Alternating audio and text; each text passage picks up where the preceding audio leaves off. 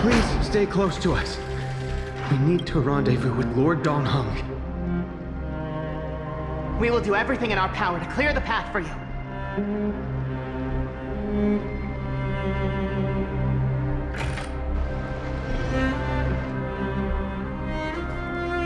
There he is! Lord Dong Hung! Quick, we must assist him!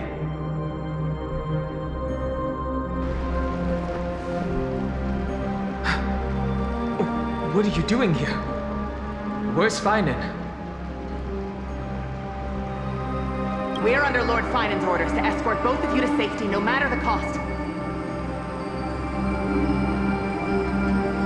Leave this to me and the Holy City Guards. Zeph, take them and go. Wait, Namazani. That black-clad swordmaster. Something seems off. At some point earlier, they suddenly froze in place, not moving at all. Like some kind of omen. No! Don't get too close. That thing's black flames are burning hot. I don't know what's happening, but leaving is the best option. I don't know which demigod graced us with this miracle. Please, come with us.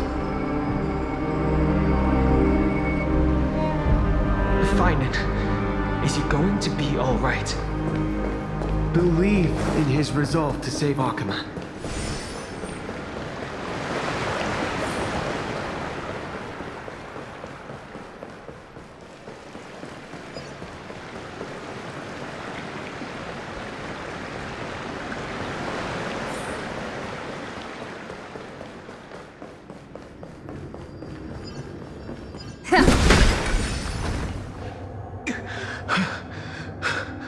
The Flame Reaver isn't pursuing us. Could this really be some kind of divine intervention? We can't stay here for long. Lady Trinan's sentry gate is just outside the city. Let's keep moving. I agree. But Finan, he must have struggled a lot before making this decision.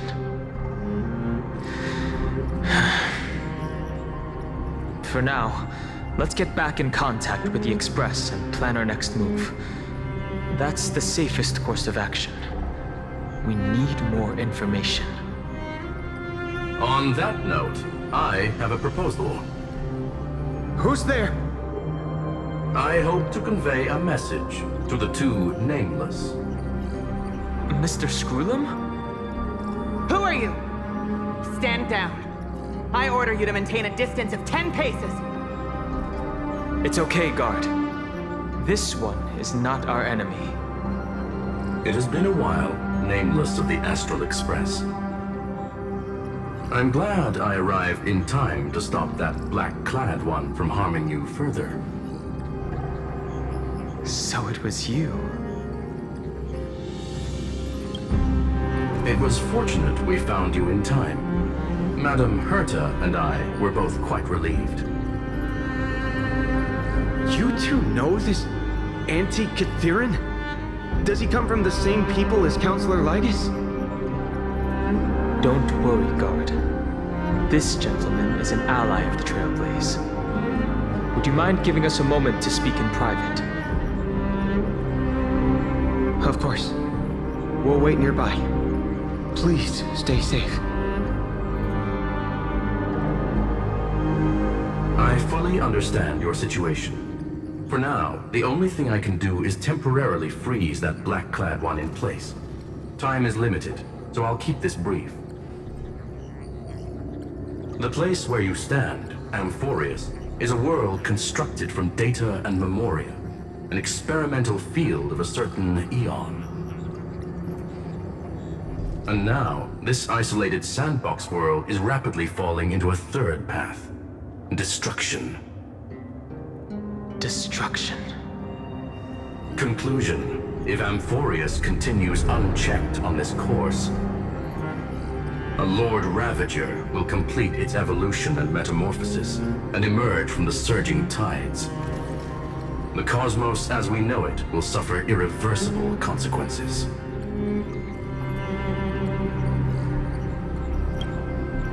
disaster that this Lord Ravager intends to trigger may be far more severe than the Law Fu's Stellaron crisis, because its goal is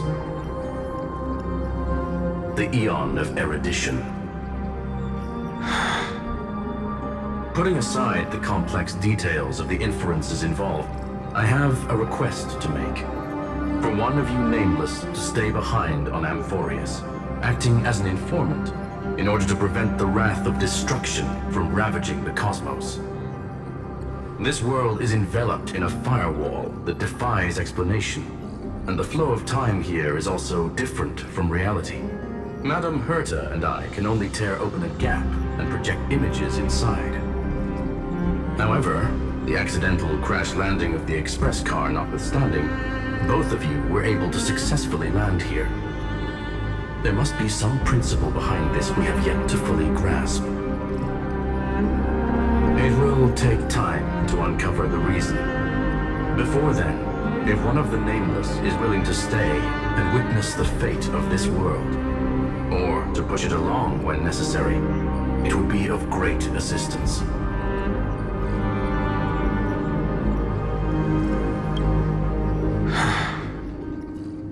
Mr. Screwlum, I believe you. So I only have one thing I'd like to confirm with you. As Amphorius is already facing its end, how can we guarantee the safety of the person who stays behind? Look at this, if you would. This curio is called a chronocognitive anchor. The two of you may view it as a kind of space anchor in the world of erudition. As long as you carry it with you, your individual data structure will be protected and will remain unaffected by the influence of digital tsunamis. When required, it can also serve as a bridge for communications between the internal and external world. Of course, it is not curio with unlimited uses. May only be held by one person. The connection being interfered with. Decide quickly as possible. 2 final messages. 1 Intellitron named Ligus, possibly the primary culprit behind everything. 2 Bertha discovered a clue. Miss March has already been drawn into Amphorius.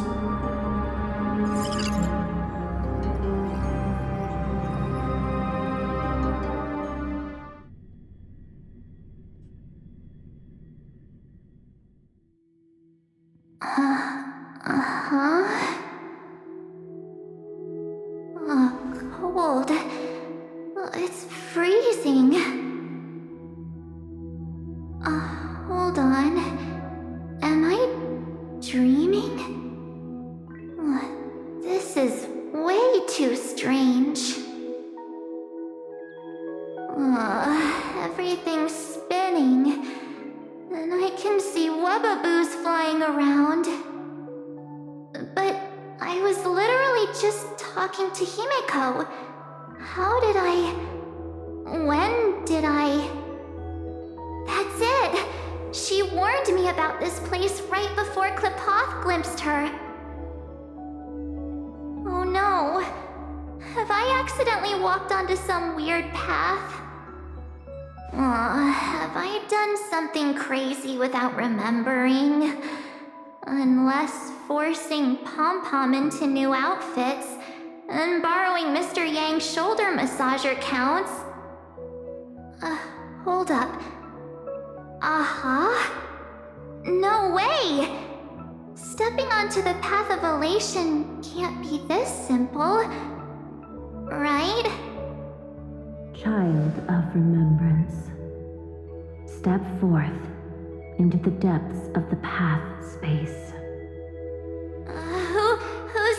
Who's there? Hey, cut it out. If you're there, just come out and talk, okay? You're freaking me out. I can't even think straight. Hold on. Is that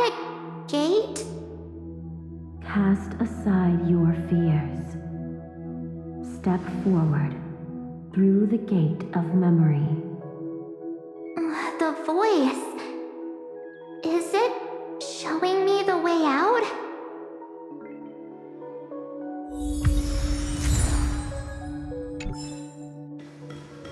Oh no, don't fall for it. They're lying to you. Turn back and wait. Master Diviner? Master Diviner, what brings you here? And you, Miss Messenger.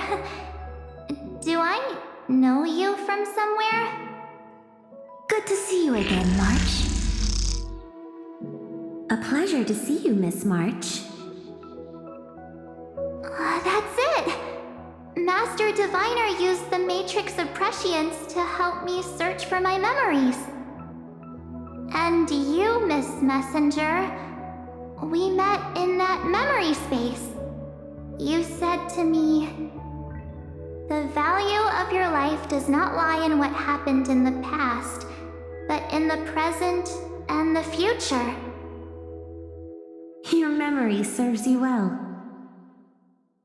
March, I conducted some experiments with the 6-phase ice you left us.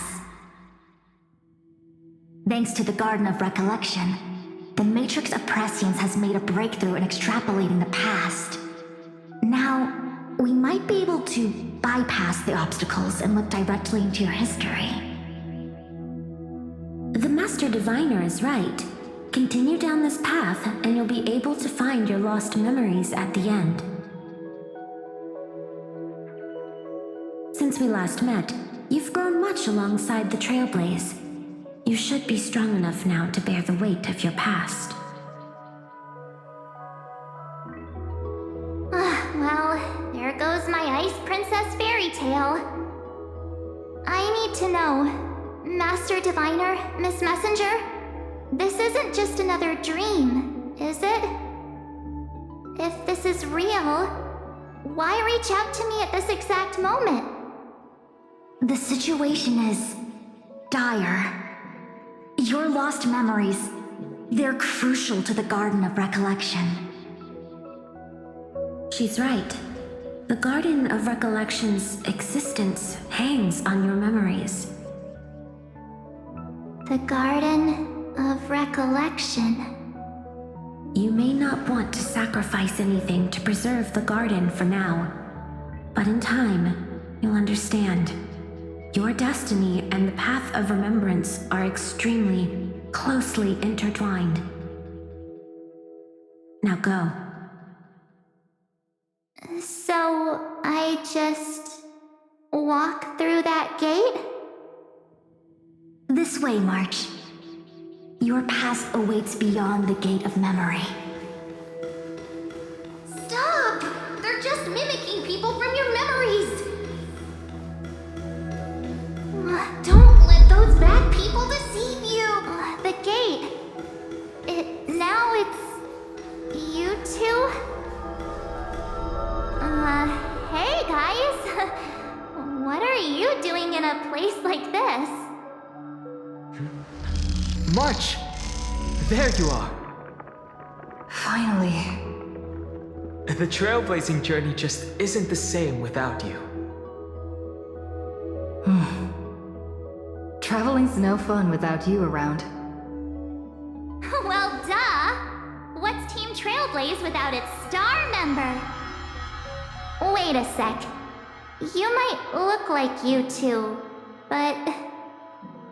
We understand your confusion. The Garden's allies helped us establish this Neuralink to reach you. The Garden's allies? You mean Miss Black Swan? Yes. She helped make this possible. Keep going, March. Find your past, wake up, and travel with us again. That sounds really tempting. Finding my past and continuing to trailblaze new worlds with you? Trust in yourself, March. It's gotten us this far, hasn't it? Follow us. Let's go through that gate together. Step into your past, March. Find your true self. Wait up! Slow down! Those words sound so...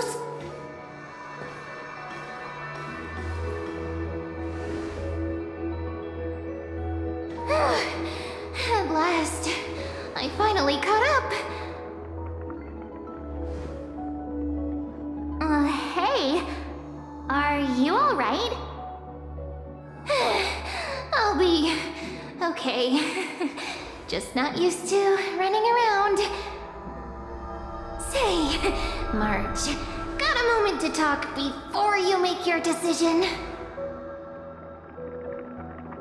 Wait, that was you? Pushing the gate away? Sending those warnings? Yep, named Cyrene.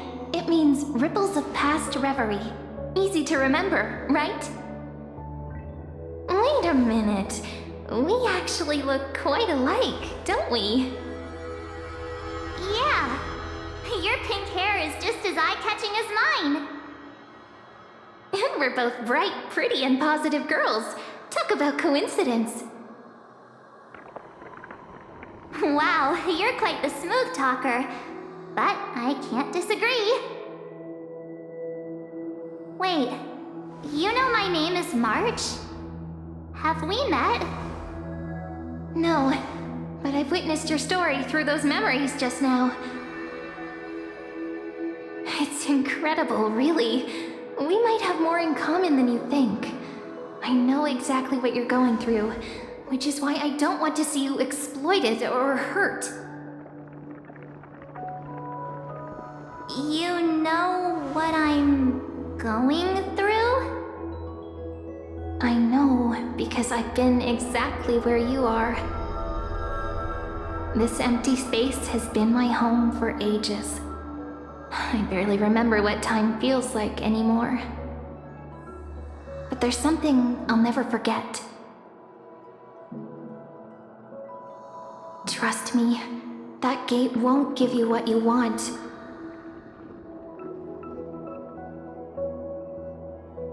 You mean those people? They're lying? Luring me into a trap? Yes, convincing, weren't they? They've studied your memories, using your deepest wishes against you. How dare they manipulate a young girl's feelings like that?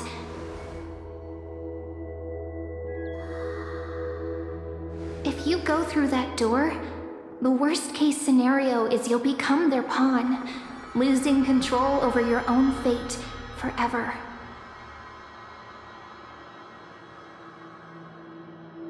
You've seen what's on the other side? I may be stuck here with missing memories like you, but I still recall fragments of my homeland where I grew up. That door leads to Amphorius. Trust me, it's anything but welcoming. For ages, I've watched people walk through that door. They couldn't see or hear my calls. The voices beyond always promised safety, but I've never seen anyone return safely. So I had to try and stop you. To be honest, I'm not sure what to believe. But the fact that you're here, putting in all this effort to warn me, that means something. Tell me, Cyrene, how can I return to my world? It's really easy, actually. Just turn around and walk away from this place. The girl cannot be trusted. Through the door, save the garden. Both of you, children of remembrance. They never give up, do they? But don't let them sway you. Stick to your path. The return journey could take ages, longer than most lives. But that path will lead you home.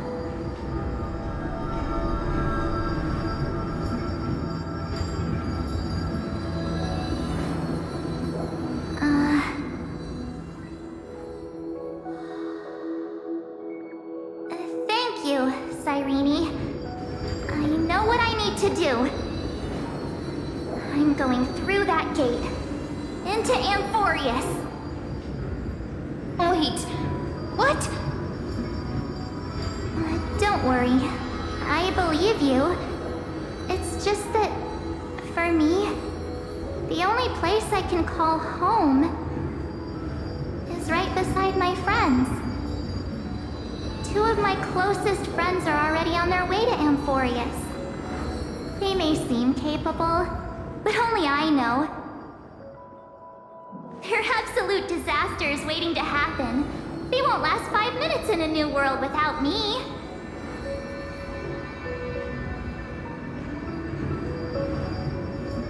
That's why I need to go through. Amphorius or not.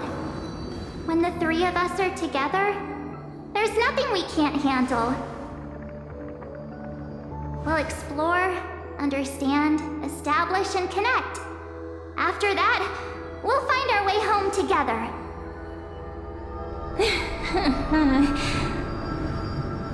I see. You've got people who mean the world to you, too. That is so heartwarming. March, if that's what you've decided, you have my full support. Birds of a feather we are, looking all sweet and innocent, but with hearts of fire. Oh, stop. You're making me blush. Well then, I guess this is it.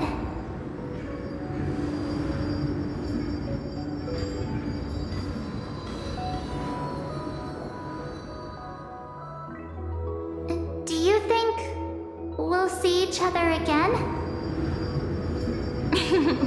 Who knows? But don't worry about me.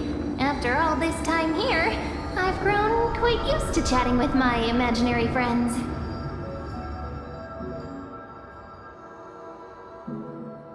Since Amphorius is your homeland, if there's a way to help you, my companions and I will do everything we can. Then I'll look forward to that day.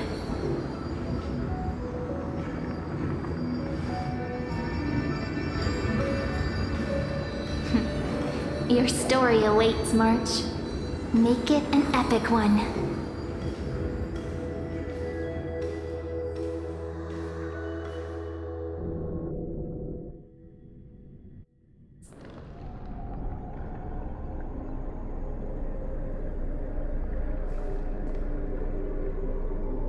You okay there, friend?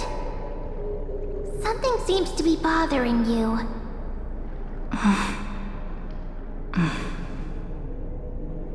The vortex of Genesis. We made it back. Even this place has changed. Finan. Is he ready for Aranova?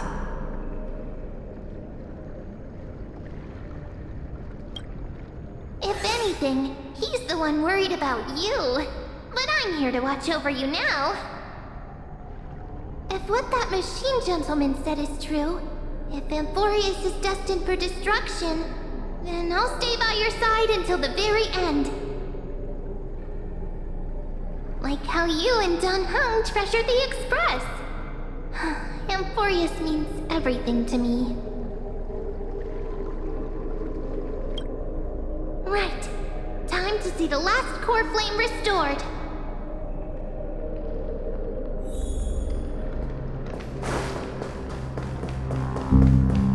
Look, there's Finan. And wait. Lygus. Remember. And You, Lord Finan, will wield that core flame to bury this ancient world, plunging everything into the gray unknown. It doesn't matter. This cruel, flame-chased journey has made me abandon my fantasies. The future is not a paradise with a gentle west wind waiting for us to step in. If what lies ahead is a mass of chaos, I will tear it apart. Then usher in the first ray of blazing sunlight. Is it you? With one last chance to turn back, you still step forward. How befitting of a trailblazer.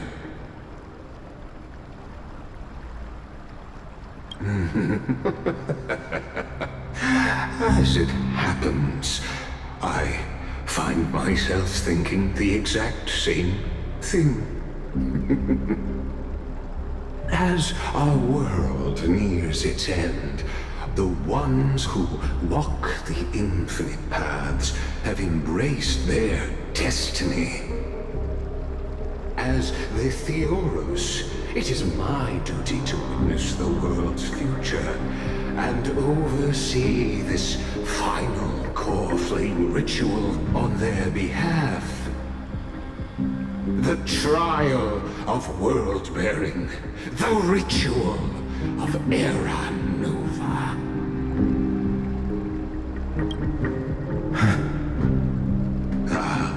I see. So you met my kindred spirit before I could erase his traces. Partner, what are you saying?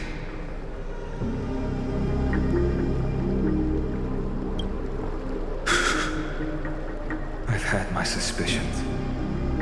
How does a native Antikytheran know so much about repairing vehicles from beyond the sky? Lord Lycus, how much do you truly know about Era Nova? Tell us everything.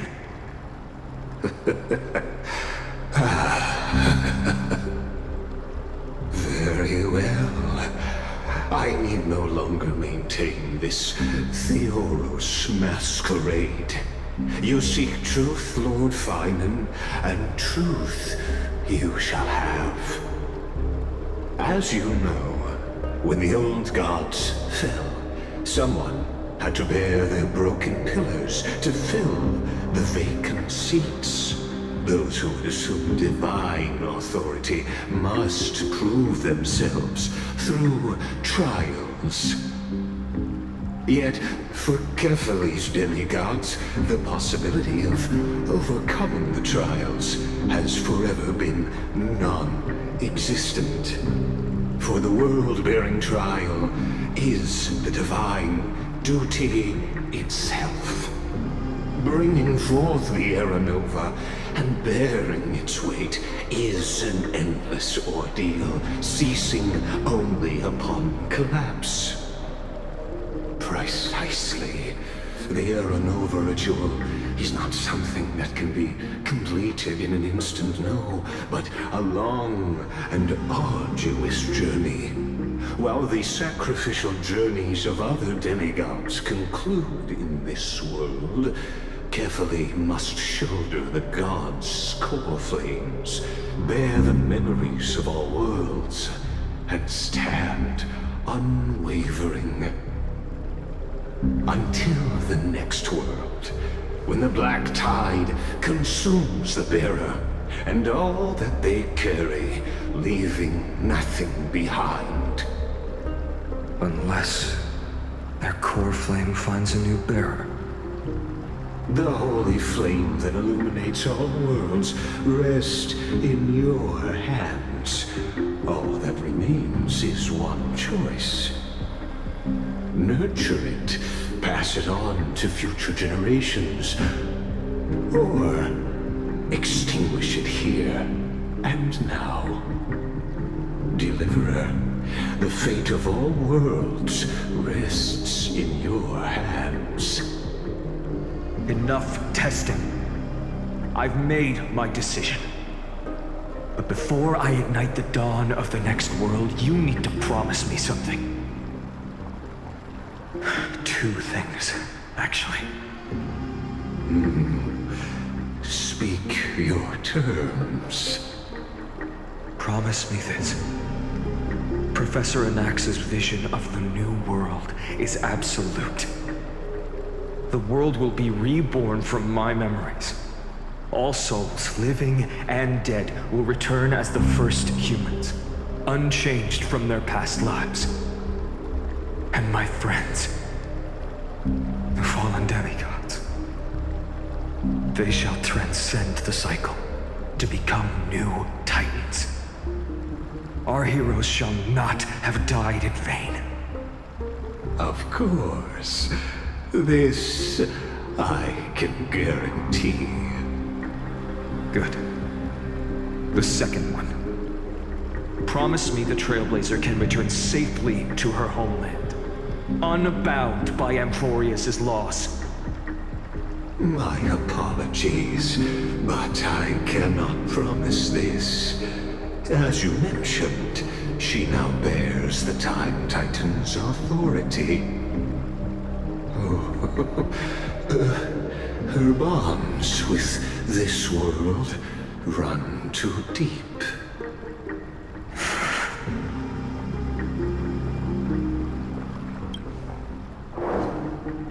Well, I stand corrected. An outsider like her does have ways to defy destiny. Thank you, my friend, for everything you've done for this world.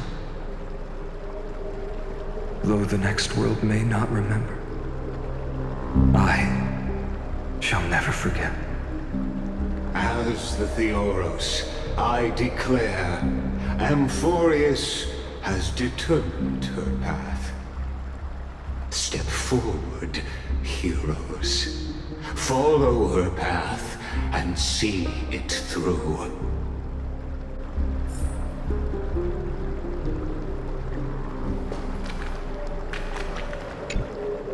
Behold, O gods, Amphorius has achieved her victory, and the Era Nova approaches. The Radiant Soul has arrived, having walked through the bustling nights, bearing the golden fire and blood, stepping with pride into daylight. He is the pure child, walking upon the path of yesterday, today, and tomorrow. He is the first to be born, first to be named among the nameless. Eternal in form, limitless in reach. He treads the endless night underfoot.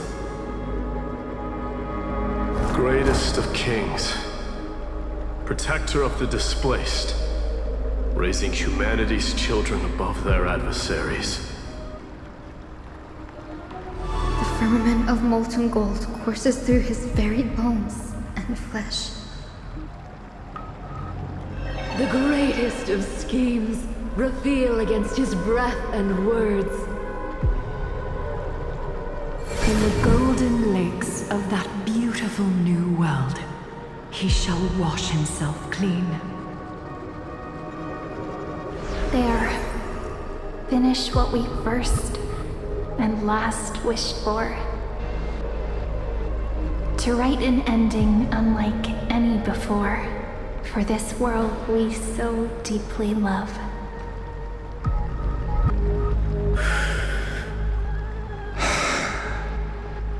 Come, partner.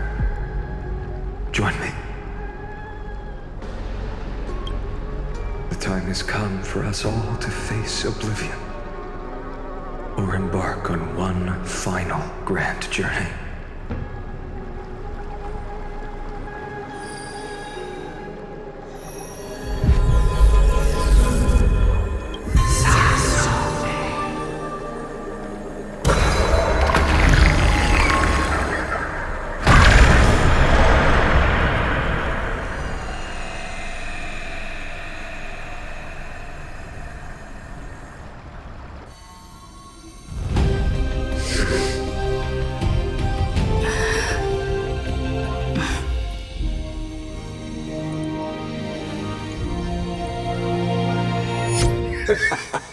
What a magnificent and epic adventure.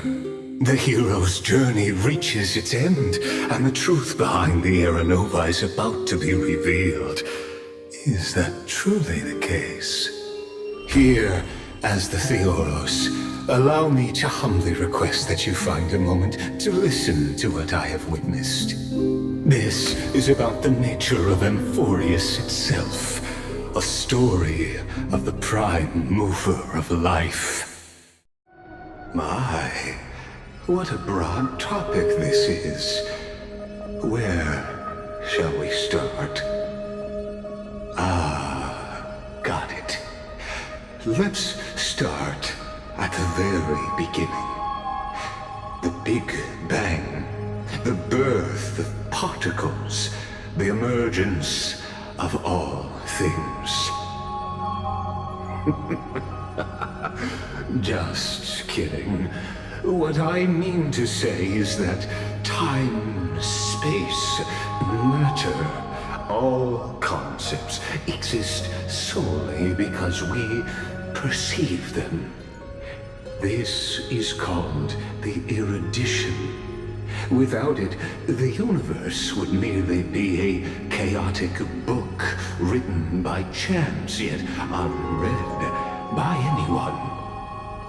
As your acquaintance, Lord Anaxagoras, suggested, everything in Amphorius exists through new spores, living in the memories of those yet to come. Oh, how beautifully it aligns, revealing universal truths in such simple terms. Only he could solve the riddle of what exactly are we? Oh, but you'll remember, even as the embodiment of reason, one mystery remained beyond his grasp. If that is the case, whose memories did the very first new spore sprout from? As sages across ages have asked the gods, what is the prime mover of life? But let's set aside the gross teachings for now. Look further, past Amphorius, to what they call the Forbidden Realms beyond the sky. Do you know of the Scholar's Strife? During that grand yet brutal war, waged in the name of erudition, a genius's legacy was abandoned, strewn across the cosmos. The Scepters, a macrocosmic computational array beyond mortal comprehension. Made to emulate the Eon's thoughts, it became part of the Eon's cognition at birth. Scattered throughout the cosmos, these arrays act as celestial body neurons for Nous. But regrettably, as everyone knows, the erudition forsook them all. But what nobody knows is that, though forgotten, they never stopped seeking the divine answer. A question that survived war and disaster, stumping even the greatest minds, including both mechanical emperors. Now, we come to the real truth of Amphorius. What if, hypothetically, a scepter found the answer to the prime mover of life? If, through endless solitary extrapolations in the cosmic code, the one deemed as a failure by the Eon of erudition found proof through the ages, what would happen? Perhaps the answer is simpler than you'd think. from perishing neuron devolved into true life, reborn through the gaze of another eon. This is a tale from the distant past, unknown to all, even unheard by the greatest geniuses. Now, let's leave the Scepter's story here, returning to where we began. What is the prime mover of life? Actually, you know the answer better than you realize. It's been by your side, accompanying you throughout this long journey. Right now, it awaits you ahead. In that brave new world, beyond the end of Genesis.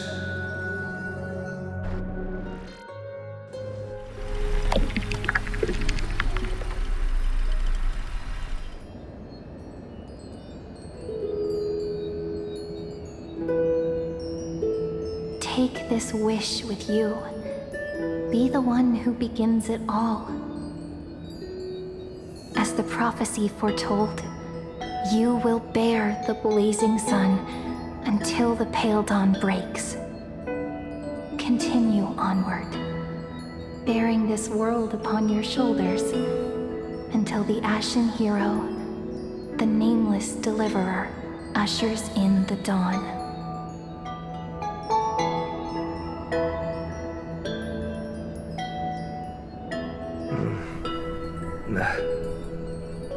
Such an odd dream. Strange. Like I've dreamed this before, but it all slips away when I wake. Only a voice remains. Who was that?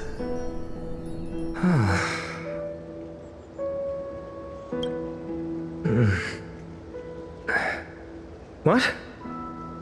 Ah, it's you. Whoops, I fell asleep there. What a strange dream I had. It's gone now, though. But look, perfect sunshine.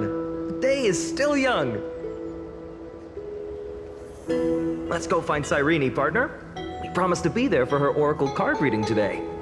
It's right about time.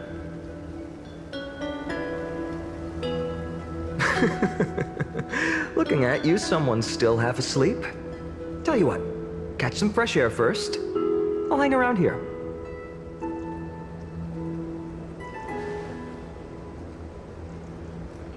Oh, beautiful, isn't it? This is Ide Silesii, home of the nameless hero who carried Kefali's core flame.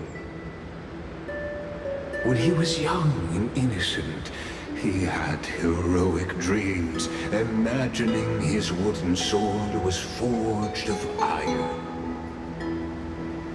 Pretending the straw dummy propped up by a wooden pole was a giant with a single blood vessel running from spine to heel. Dreaming of slaying the giant and becoming a hero to save the world. Though to his young mind, the world was just this small village. Sharp as ever. Indeed, these memories you witness are the first steps of his journey. These are his first memories. Rather than watching, why not join in? Think of it as immersive theater. Become his lifelong closest friend, witnessing his hero's journey from the best seat in the house, as the nameless hero whose unwavering guidance shaped Feynman's destiny, yet whose name was never recorded in Amphorius's history.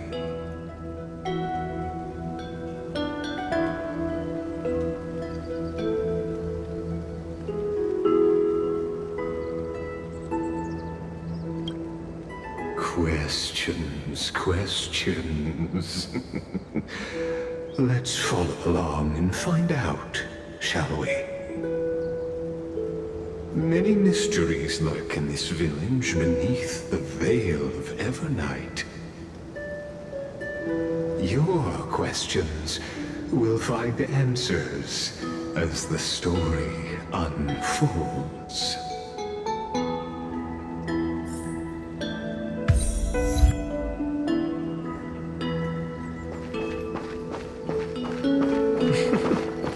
All awake now? Great. Finan! Show me how to use a sword like you do! Hey, Finan! Where are you headed? No Cyrene today? That's exactly where...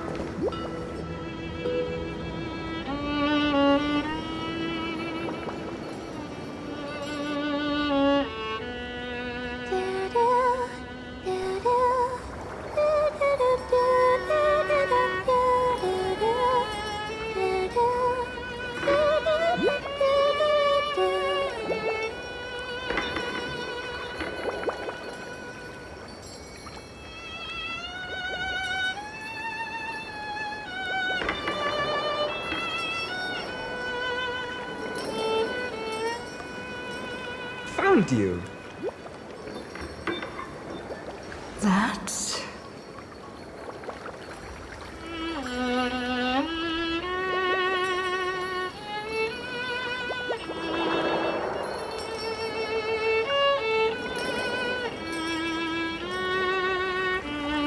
Goodness, look at you rushing about. You've got the poor swing all startled.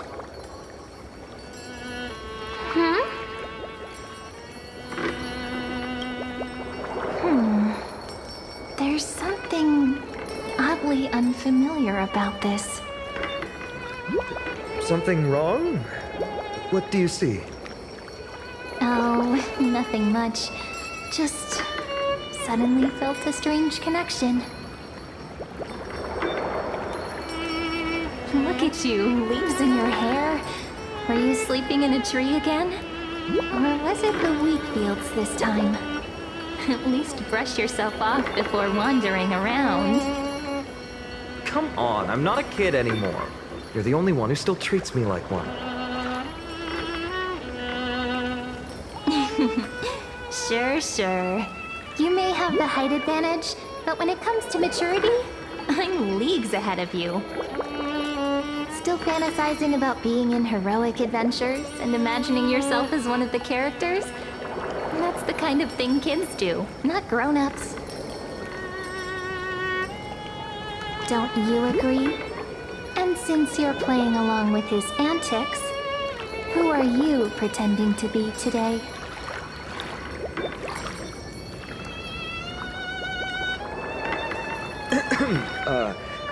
Well, she hasn't decided on a character for today yet. How about we stick with the usual? You know, the valiant hero from a distant shore who made a pact to learn the sword from you. Spare me. Can we not bring this up? Speaking of which, what about those oracle cards? We haven't done divination in forever. Why the sudden interest? I was just about to tell you. Earlier, while napping on the swing, I had the strangest dream. There was this mysterious voice in my dream, calling out for something.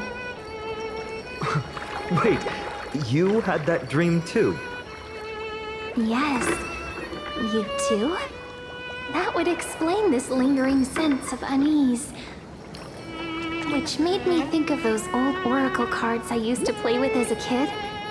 Though the Ornyx prophecies were always hit or miss. Yeah, all the kids would get so excited drawing cards like ruler or warrior, but throw fits over devil or drunkard and demand a redo. If you just redo it when you don't like the result, what's the point of divination?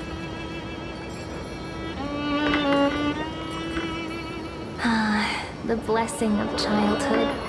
Believing the gods might not notice our little corner of ID Solicii, willing to let our small deceits slide.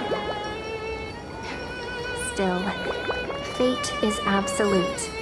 After all, we never really know just how far into the future the prophecy extends. Anyway, let's go to our old secret base and look for those oracle cards. Now, where did we hide those?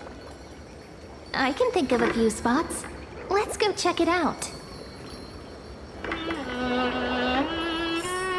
In a village this size, I bet all our childhood treasures are exactly where we hid them. Mm-hmm. Time must be keeping them safe for us. The weather's great today.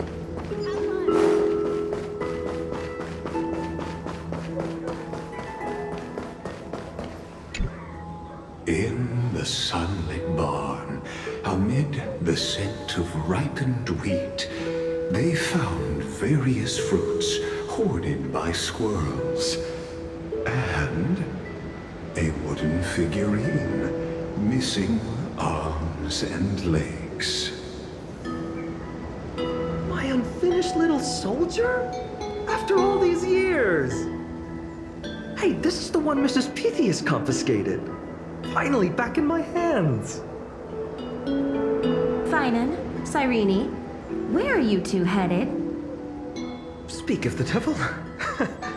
Mrs. Pythias, is school out already? No classes today. This morning, I used fallen leaves for a reading, seeking Orynyx's wisdom. They warned of potential injuries, so I gave everyone a holiday. Besides, it's harvest season. There's plenty of other work to be done, even without classes. With you being our only teacher in ID Silicii, you must be working so hard. Anything for my students. I don't mind the work. When you travel far from here, you must visit the Grove of Epiphany for me, to see what a true haven of wisdom looks like. By the way, what are you looking for in here? You've been searching quite thoroughly.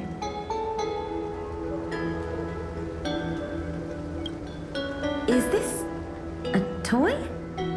Really now, aren't we past the age for these? She doesn't remember, huh? Oh, this little soldier's coming with me. All right then, I should be going. It might rain tonight, so don't stay out too late. So this is where the wooden figurine you carved during class ended up. And here I thought I knew all your hiding spots. To be honest, I'd forgotten all about it myself.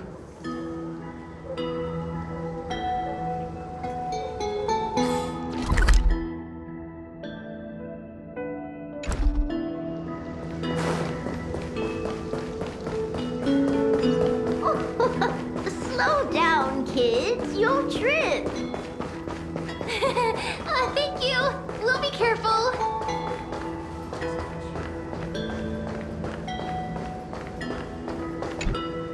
It's mine! I caught it fair and square! You did not. It's mine. Finan! Cyrene! Come quick! Look at this huge bottle I just caught! Give it here. My rod, my catch. I only let you borrow it, remember? What's got you two so worked up? Here, show me.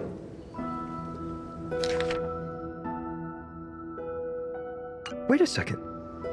This is my old Wishina bottle. How did it end up here? Ooh, I wanna see what did little Finan wish for? Not happening. This stays sealed. Tito, Livia, dinner's ready. Coming, Mom. Finally, I'm starving. See you later. You know what's funny? I really thought tossing that bottle into the sea would carry our wishes beyond ID Silicii. Maybe even bring something back to us. Never thought The waves would end up pushing it back ashore.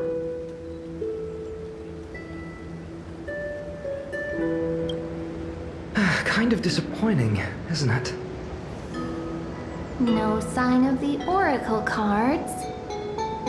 Let's see. Ah, there's one place we haven't checked yet.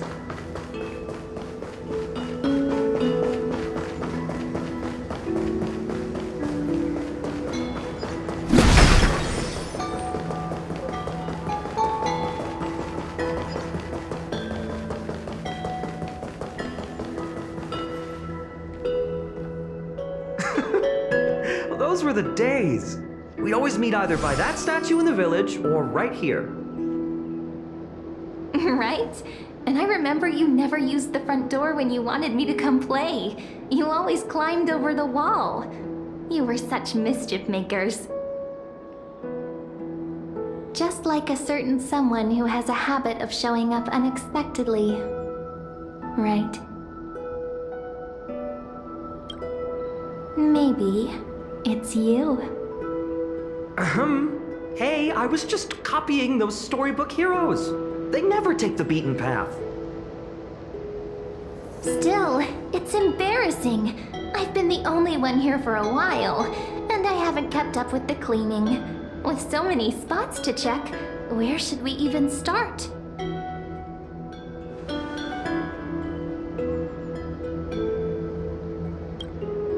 Come to think of it, I haven't checked the roof in forever. Worth a shot, right? All right, let's split up. I'll handle the yard. You check the upper floor. I wonder what the view's like from up there. Worth checking out?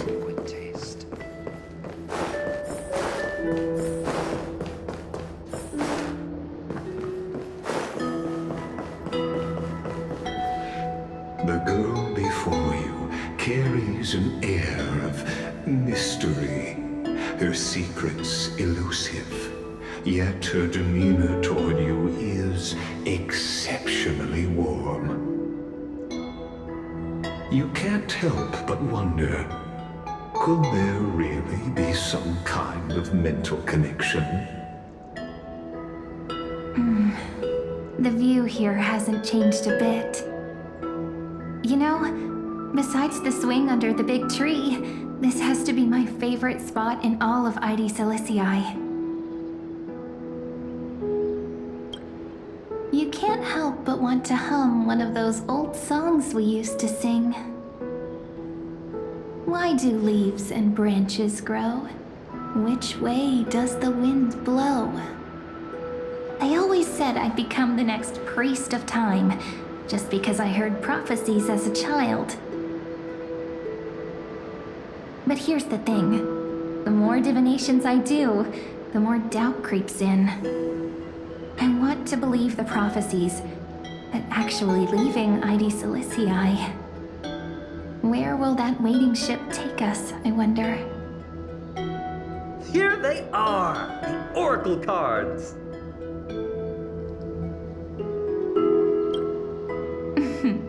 Guess reminiscing makes us take our time, doesn't it? There we go. Looks like the gods do listen to our thoughts. Here it is! This is the box where we kept the cards. But the cards are gone. Who could have taken them? Huh? What's this underneath?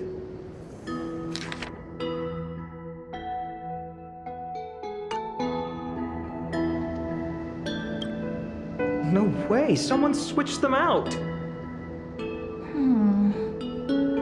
Ah, I see now. Those sneaky little ones. So that's what they've been up to. Ah, the ones from Membran's Maze, you mean? Yep. Let's head to the back of the courtyard.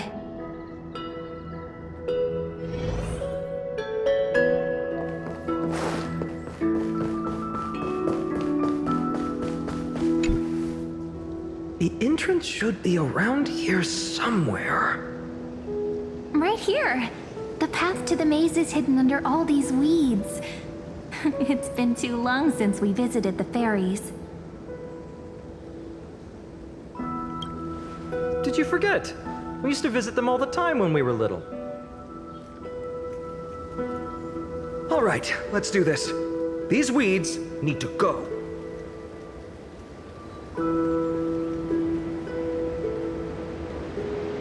Pretty sure this is it? Should be this way. There it is! The entrance! That hollow in the tree. Once you get through the tight squeeze in the hollow, you'll reach their dwelling, the Remembrance Maze.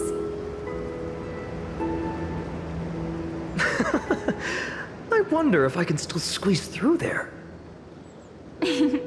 Maybe worry more about whether the fairies will let you in. After all, the Remembrance Maze has an invitation-only rule. Only children with pure hearts are welcomed.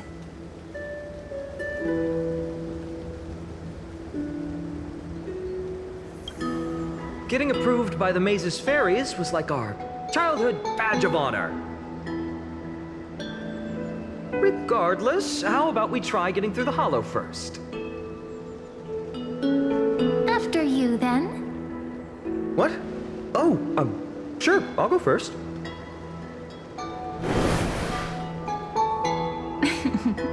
So hasty, as always. Looks like it's just us now. Care to finish that chat? To be honest, from the moment I saw the cute note left by the fairies, my intuition became even more certain. Perhaps when we step into the maze again after all these years, the wheels of fate will finally start turning.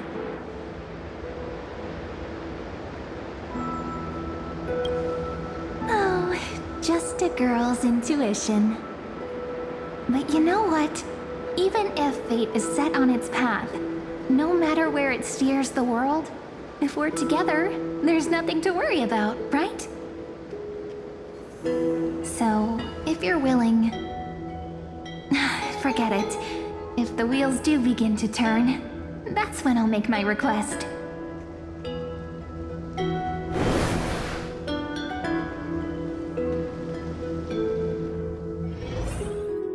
I made it!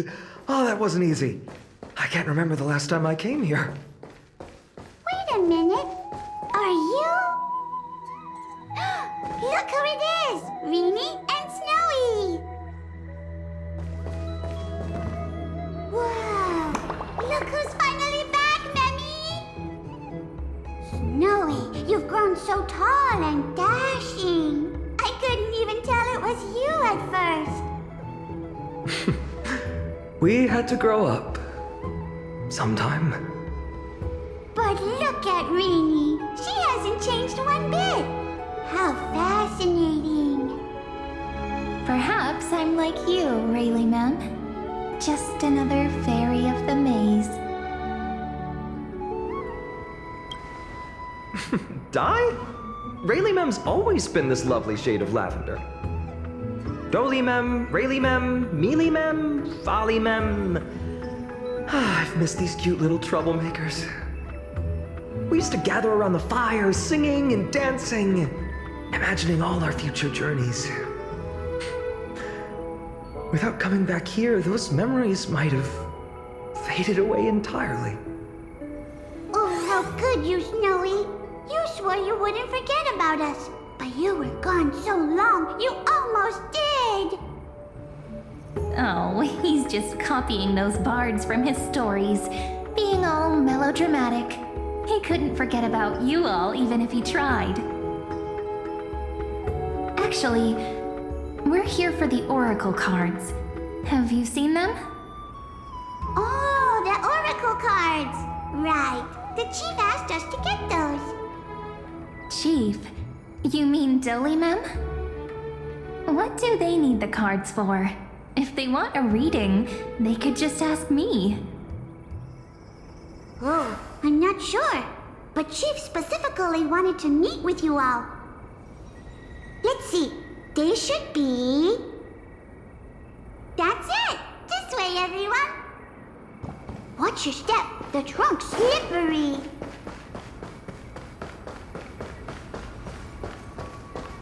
Chief! Reenie Why do leaves and branches grow? Which way does the wind blow? In Remembrance Maze depths we seek to find the answers future left behind. Welcome back, my dear children. Pink ones?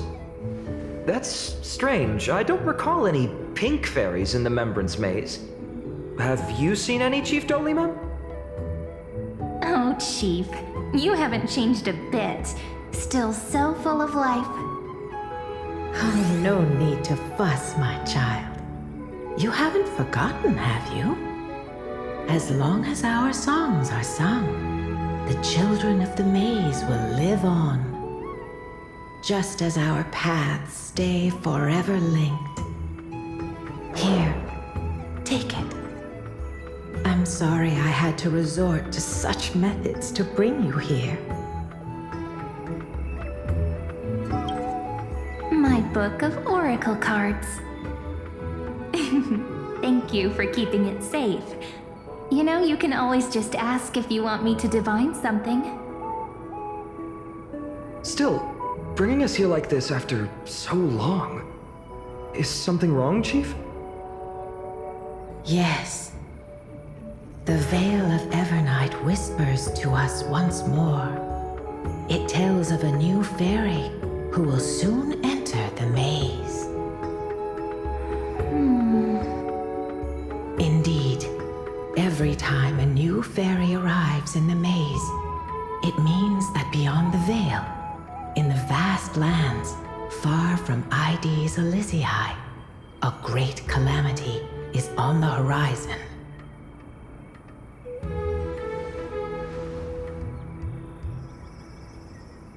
But if that's the case, our journey... Will have to be cancelled. If disaster's coming, we should stay in Ides Elysiae just to be safe. We weren't planning to be gone for long. Just enough time to hone our abilities. Finan would train in Castrum Kremnos, while I would seek the Fake Titan's blessing in Yanisopolis. Then we'd return to Ides Elysiae to help keep our village safe. It's okay. I can still practice my swordplay here.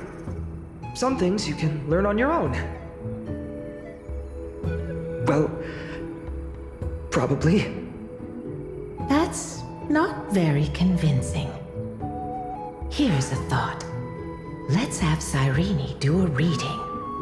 If fate wishes to show us its path, we might find some peace of mind. But what if we don't like what the cards tell us?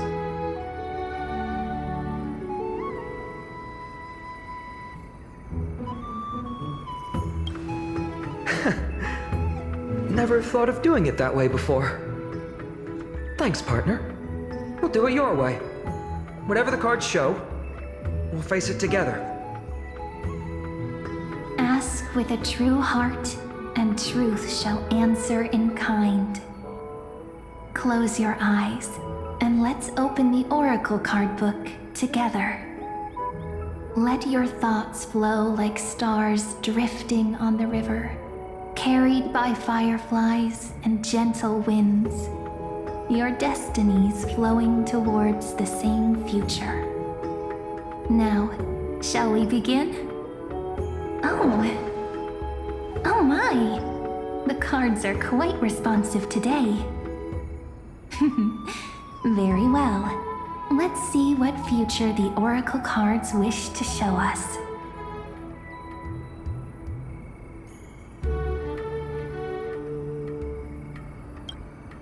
The Deliverer.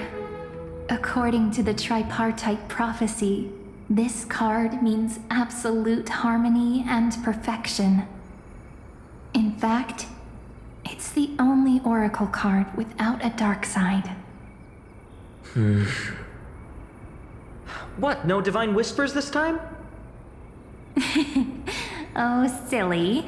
This is simply the card you drew for yourself. The sleepy village of Ides Elysiae, in just one fleeting moment, welcomed an array of legendary figures. The Weaver, Gatekeeper, Ruler, Traveler, Servant, Healer, and Scholar. Their stories and wishes showed the village boy glimpses of a world larger than he'd ever imagined. They brought tales of raging battles, of cities crowned in holy light, and of wonders beyond his understanding. Each story so far removed from his simple village life. Once, these were just images on his friend's oracle cards, and yet destiny now stirs in resonance with the maze. And now, they are right in front of one's eyes. The Deliverer? This card again. Ah, my child. It seems you're destined to bear the wishes of many, to answer the world's call. Bear their wishes? Yes, just like Kefali, standing eternal atop the mountain. My parents, they only wished for me to grow up, well, to help around the village, stay out of trouble. Mrs. Pythias wished for more books in her little schoolhouse, wanted us to all learn and grow. And little Piso, he wants to grow up strong like his father, to become a hunter. Is that my purpose? To fulfill their wishes? Perhaps. For a true deliverer, such wishes are but droplets in an ocean. After all, Kefali bears the weight of the entire world. Right. How could any human possibly measure up to a Titan? I wonder too. Perhaps... What's this? What you see are futures written in the cards. Or rather, the people you'll meet on your journey. Sometimes, fate can guide us when we're lost. Let's consult fate itself. Maybe then we'll know why we must take this path. And learn just how many burdens one must bear to become a true deliverer.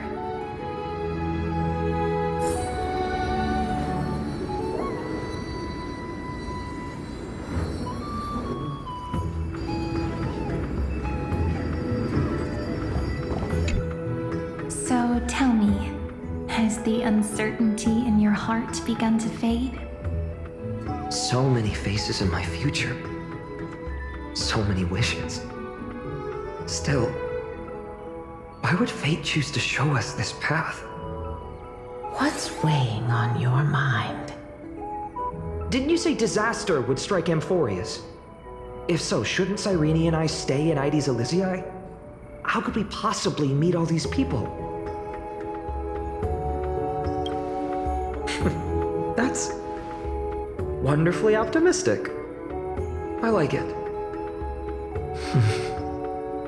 Cyrene, may I have that Deliverer card? Of course. But why? Although those voices, visages, and wishes may seem far away now, I can't ignore the sense that something is calling me, bidding me to take a hold of it. Maybe its true weight can only be known once it's in my grasp. In that case, accept this gift. Oracle cards carrying time's wisdom, blessed by Orynyx. May they journey with you, become your memories, and spark rippling waves of change in times to come. I'll hold these words close to my heart. But Now that I'm holding them, they don't seem all that different from ordinary playing cards. What? What's happening? Everyone, we've got big trouble, Mimi!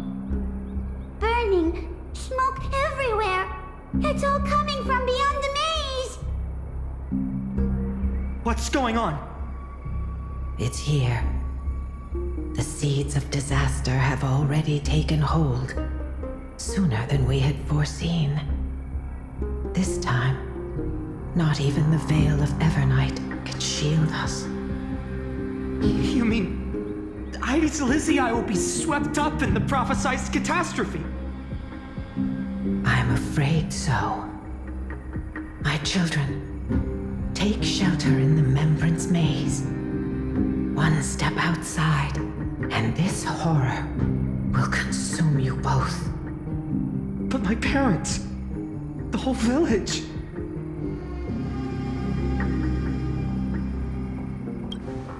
You're right. Chief, what are we truly facing? Is this the power of a Titan? This is beyond any Titan. Beyond any danger you could overcome with strategy alone. It's an unspeakable horror that twists all life into abominations that never bleed nor cry. Even Titans fall to its corruption, burning from within until only empty shells remain, knowing only death and destruction. The Black Tide. That's what this calamity truly is. It consumes all in its path, sparing none but the Membrance Maze. Not even Titans can... Yes. So please, don't leave this forgotten realm the gods abandoned. You are the first to uncover our presence, and the only two who can enter the maze. We don't wish for you to throw your lives away. Finan, what path do we take?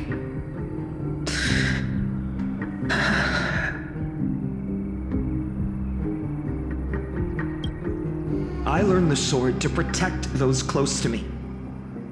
If I run now, I'll never be worthy of lifting a blade again. Then we know what we must do. Indeed, our friend is right. We must take action. Forgive me, Chief, but Ides Elysiae needs us. And as her child, I must act. Very well. Make sure you protect yourselves. With me, Cyrene. Join us, my friend. Even without a sword, I'll take a rake. Even with the roughest steel, I'll keep our home safe.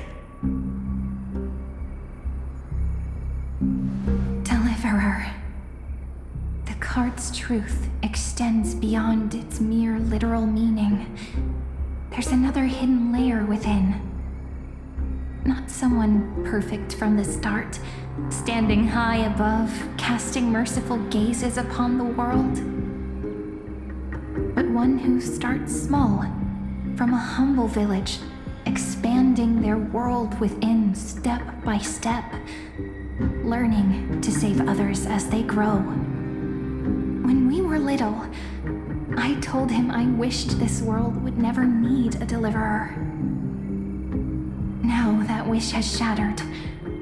Yet I'm glad he's chosen to walk this path. And all of this happened because you believed in him, friend. Shall we? It's only when you're by our side that Finan and that our hearts find their courage. I know you're watching us right now, aren't you, great hero from the future? Oh, deliverer. Such cruel irony. Though destined to bear the world's burden, this boy can never become the hero to bring forth the dawn. Follow their path. Bear witness as this man, forever denied the mantle of hero, takes his first step on the path to deliverance. Watch this memory play out its final act. See with your own eyes how everything began.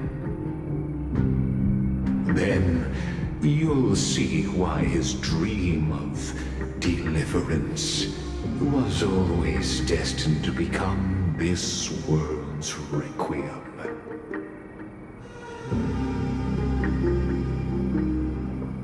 A sun red as blood, wheat fields turning to dust, and in the heart of it all, a village aflame. In that moment, the boy stood in what felt like the end of existence itself.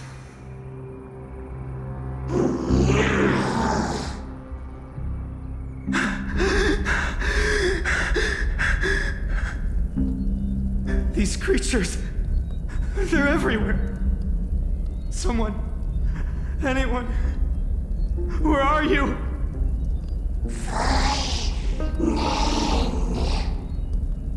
No, it can't be.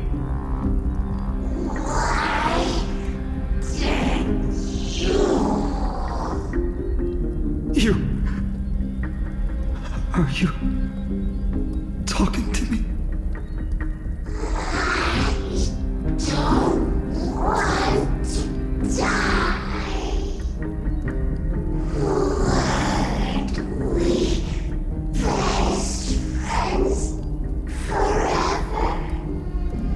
No. That ribbon. Olivia.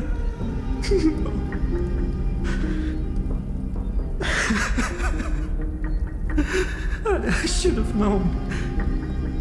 Save us. Save us.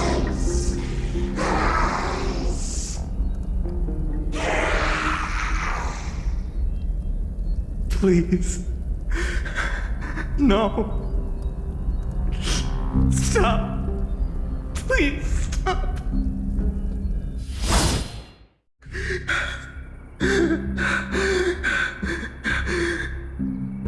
Olivia, I'm so sorry. And these monsters, they're all... Why? Why is this happening?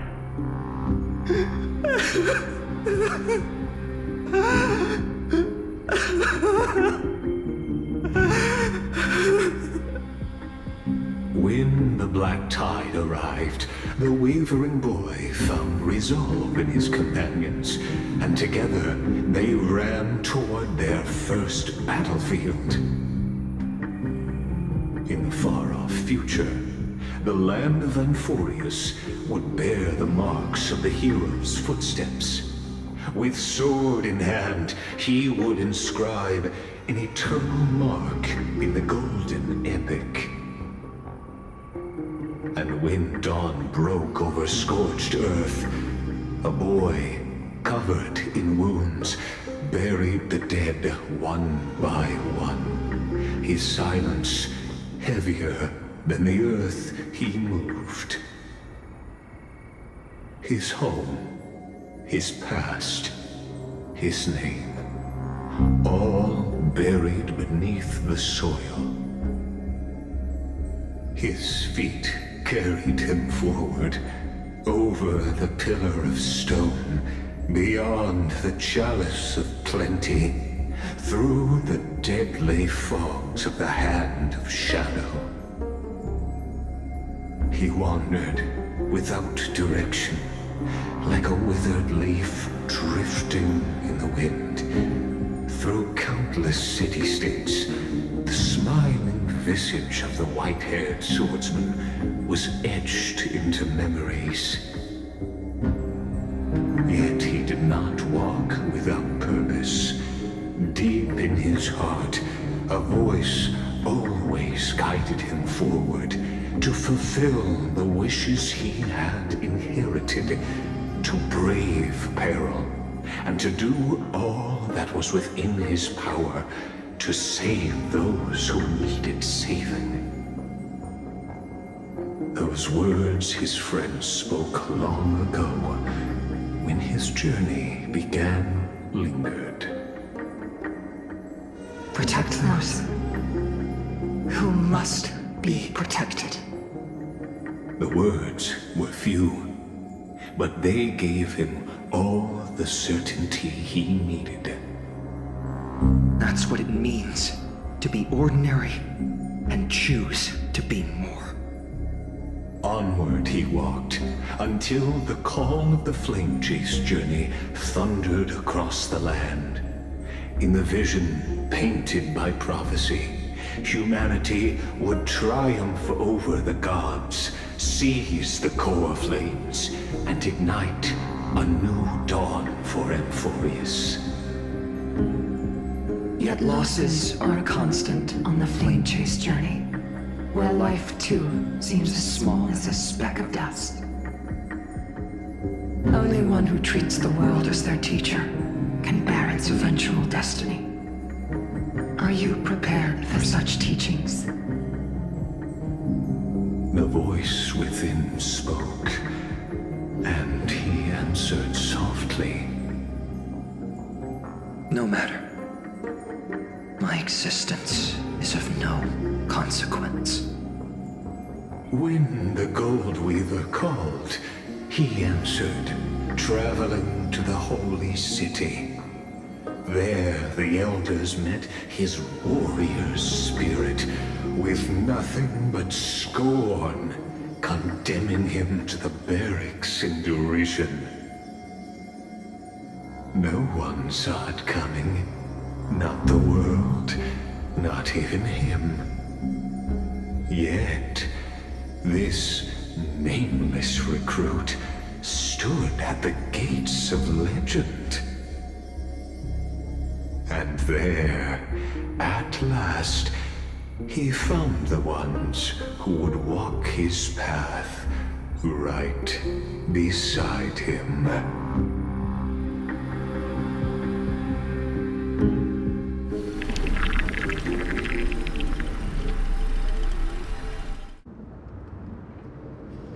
This is the abyss of fate.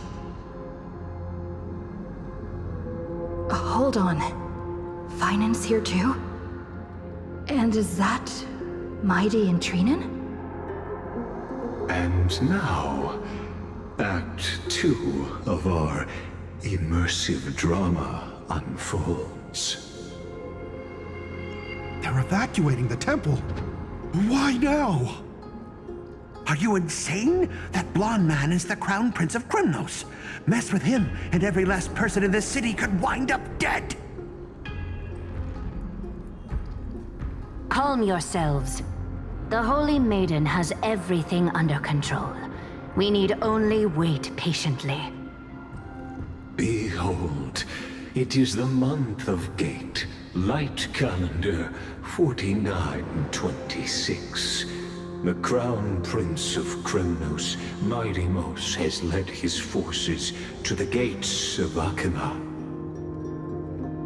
As you know, though Midimos was proud, he did not engage in needless violence. He challenged the elders of Akima to a duel, not for glory, but for the rights and dignity of his people, to ensure they wouldn't live as second-class citizens in foreign lands. After Aglaya's mediation, Fanon met Midimos' challenge as the Elder's representative. This duel was to change the course of the Flame Chase journey itself. So, as Finan's most important companion, his lifelong friend, please continue to bear witness to his memories.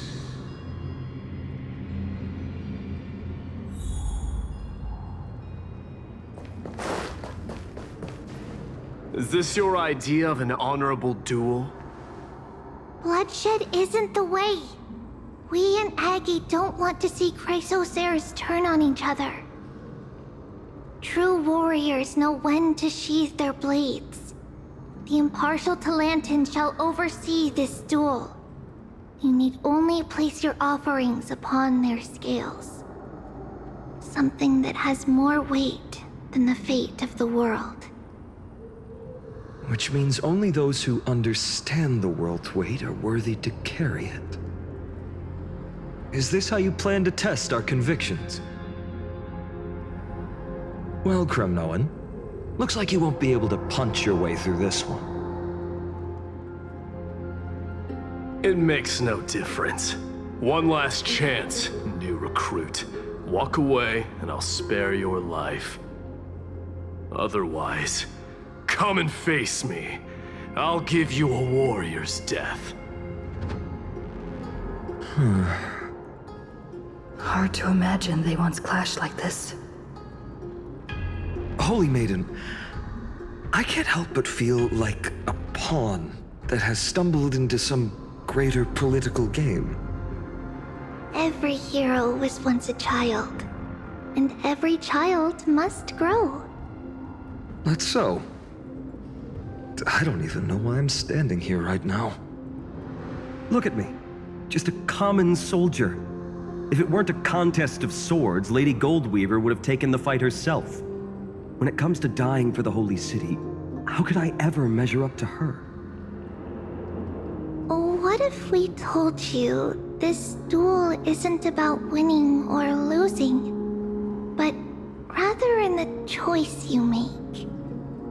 Are you saying that Lady Goldweaver is testing me? Every Chrysocer is indispensable to the Flame Chase journey. And you and the Crown Prince of Kremnos are both a part of the prophecy. What the duel marks is not an ending, but a beginning. So, listen to your heart. We wish only to hear your answer. True enough. The voice within has never failed me. It doesn't matter what the result is. I'll give it everything I have. Spoken like a Chrysocer. Now go, Finon. Your journey has only just begun.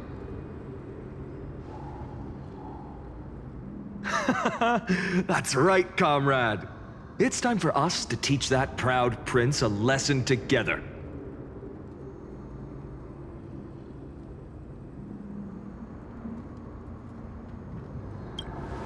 Well, if we lose, we'll find out, won't we?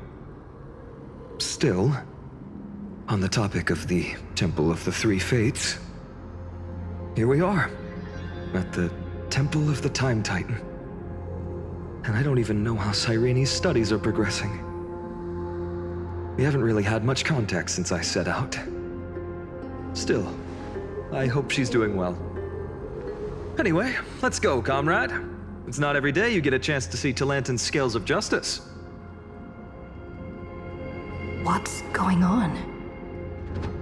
Did he just say Cyrene's studying here? But how's that possible? Wasn't she?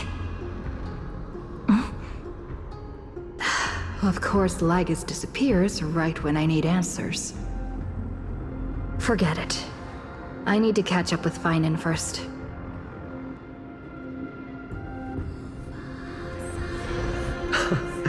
Amazing! Talantan may have fallen, but their scales remain true to their purpose.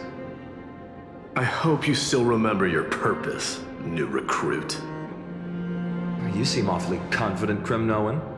Let's see how you define the idea of weight. For your information, in Castrum Kremnos, the punishment for profaning a duel with such crooked words is impalement. But as we're in foreign lands, I'll indulge you. The signet of Kremnos, the crown jewel of our people. That's my choice. The ring. Not just any ornament, I'd wager. What's the story behind this little treasure? Don't push your luck. Think I'd pour my heart out to you? Just know that Kremnos' 1,000 years of glory could bring a titan to its knees. Let alone a nobody like you. So to him, glory and his people outweigh the entire world. And the very destiny that Mighty himself will eventually shoulder.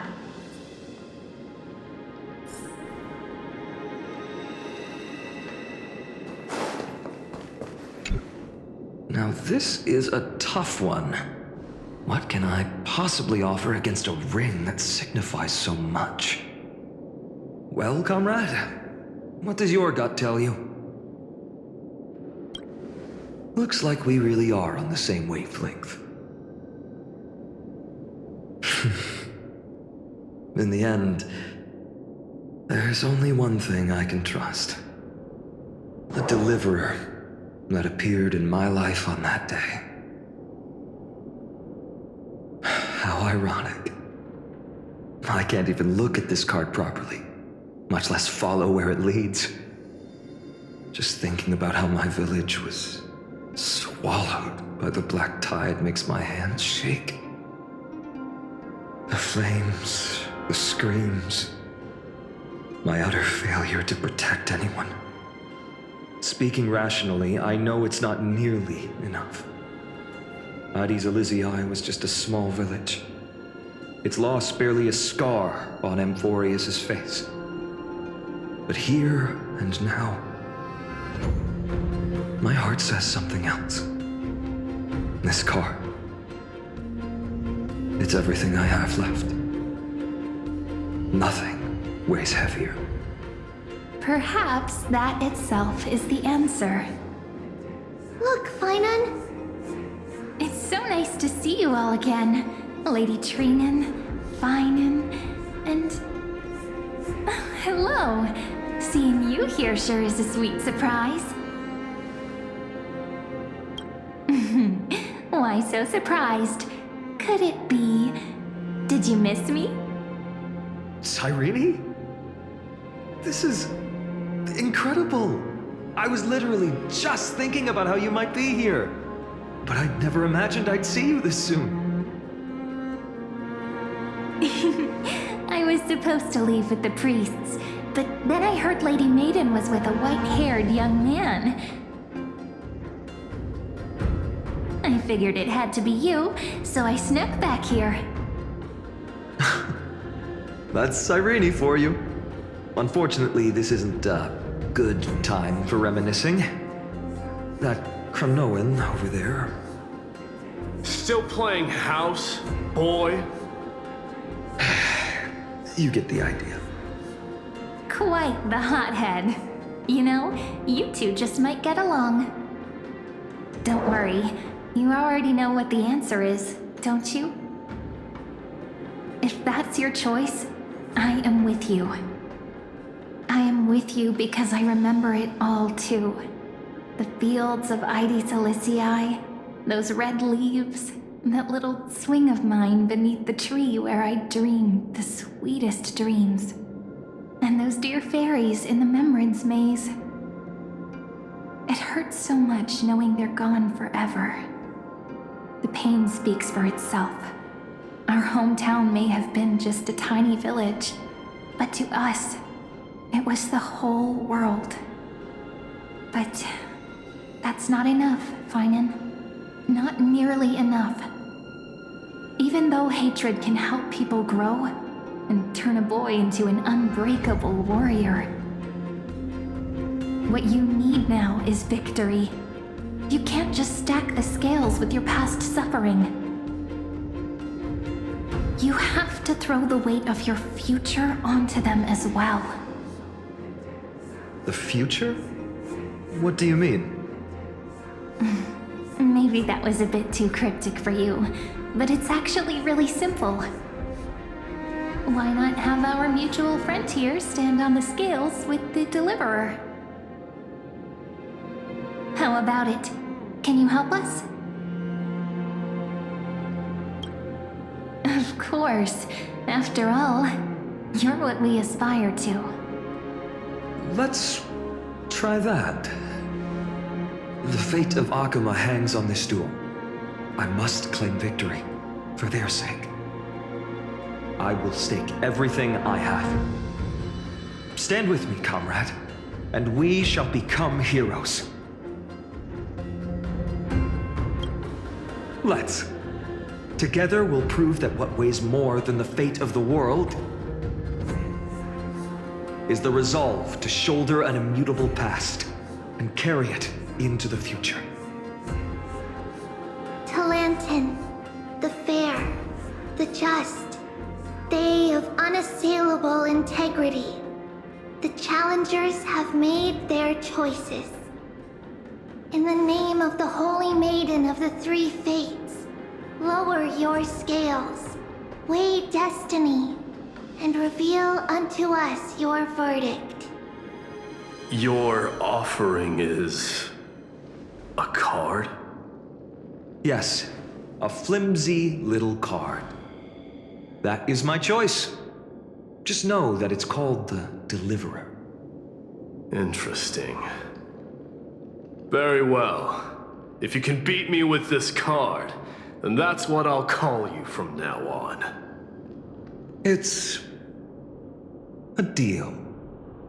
The scales... they're wavering. Talantin is deliberating on the outcome. It appears the convictions of both sides are equally matched.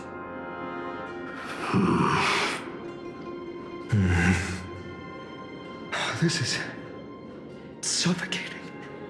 Like the whole world's weight is on my shoulders. But I believe what my heart tells me.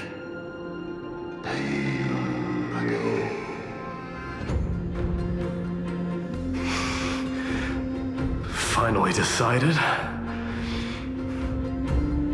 Hear thee, children of humanity. I shall pronounce judgment, for the difference is now clear. The one whose offering weighs more than the fate of the world is...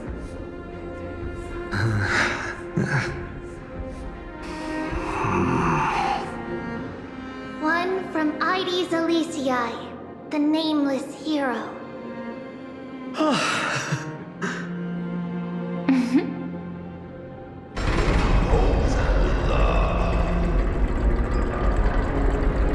However, heed this. The true weight of conviction originates not from itself, but rather in that which tips the scales. Hope itself. What's that supposed to mean? I think the Titan means that it's not anyone's personal convictions that outweigh the fate of the world. It's about a wish, one which we all share. You, me, everyone here. What tipped the scales wasn't Finan's conviction alone, but the collective hopes carried by this oracle card. Humanity's desperate call for a deliverer.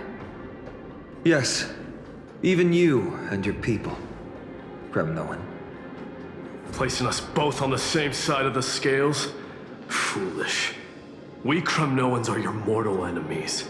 Such weak idealism will only get you skewered on our spears. Fine by me. I've never claimed to be the deliverer from the card anyway. I'm a soldier, and if it's my fate to bleed my last on the battlefield, then so be it. I'll fight to my last breath, and on this, I know that we're the same. That's all a hero really is. Someone with that kind of conviction. And the deliverer?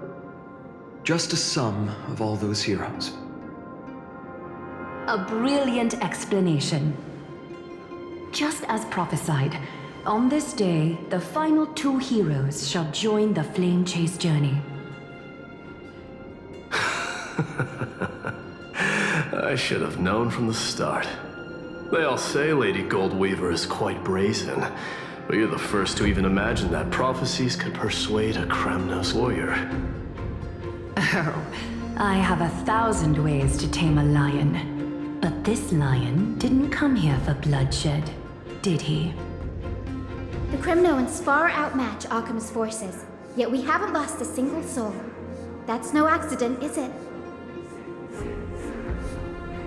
Do you honestly think Kremnoans, renowned for our love of battle, would show mercy?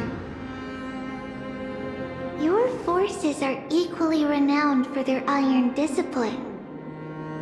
And so, we can only assume that this is on your orders. Perhaps Akama isn't as hidebound as the rumors say. You grasp the true marrow of power more clearly than those elders. Now that the wheels of fate are turning, what finer way to celebrate this fortuitous encounter than a feast? Follow me, brave Outlanders. Heroes of this world are as countless as the stars. And at this moment, we find ourselves gathered here by the light of the flames of the long night. History shall remember this moment. The prophesied Chrysos heirs now stand assembled, heralding a new dawn for Amphorius. You must see now how different this is from the flame-chased journey you traveled.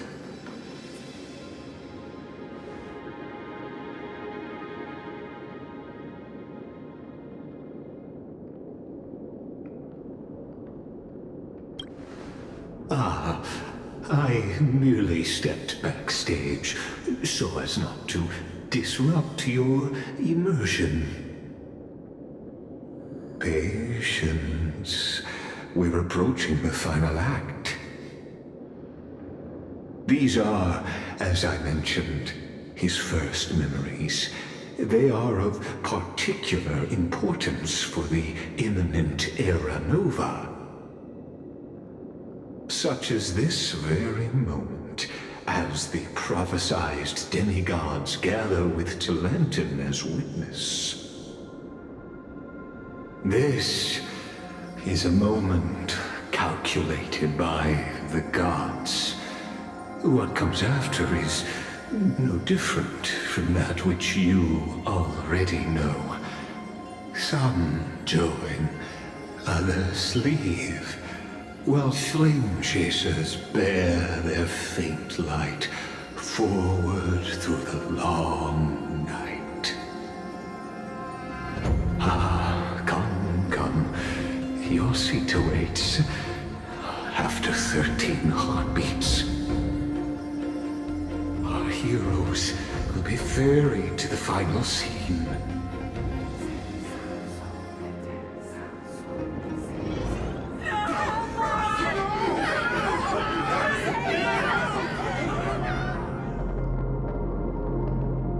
Say that the heroes of this world should be as countless as the stars.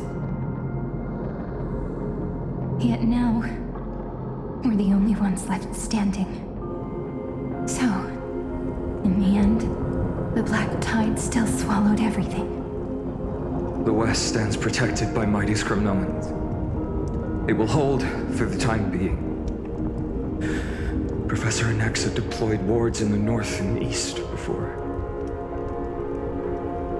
Their effectiveness is untested, but I believe in him. And Occam. We needn't fear for Aglaya. Even in death, she counts as the greatest among demigods. Her threads of romance weave an impenetrable shield, and the people answer her call, rallying to the city's defense. Let's move. Cavalry has given their core flame. We must complete the Era Nova before the next entry hour. For Amphorius. That only leaves 3 hours. So, this is the last time we'll see her. Finan, we set out on this journey to answer the world's desire, didn't we? That's what it means to be a Chrysos heir. So has it always been. Then why? Why must Emborius' wishes be so cruel? We made the best choices we could, whenever we could. But in the end, the prophecy that led us, this black tide swallowing everything. Why does it look like this? I don't know. We haven't had any other choice except to move forward. Not for a long time now. Even if we only see the long, long night ahead, I still believe that through it, we'll find the dawn on the other side. Beyond these flames, a new sun will someday rise. So, to the Temple of the Three Fates. You'll take over Time's authority, and we'll return all the core flames to the Vortex. Then put this world's fate to its final rest. After which, we shall all face oblivion, or embark on one final grand journey.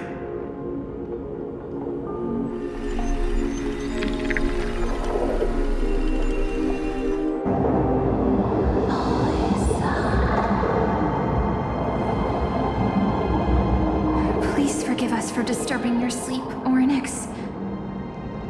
It matters not. I know fate has run its course. The Black Tide has reached Akama. Amphorius does not have much time left. It is time for the Era Nova. As agreed, I shall present the core flame of time.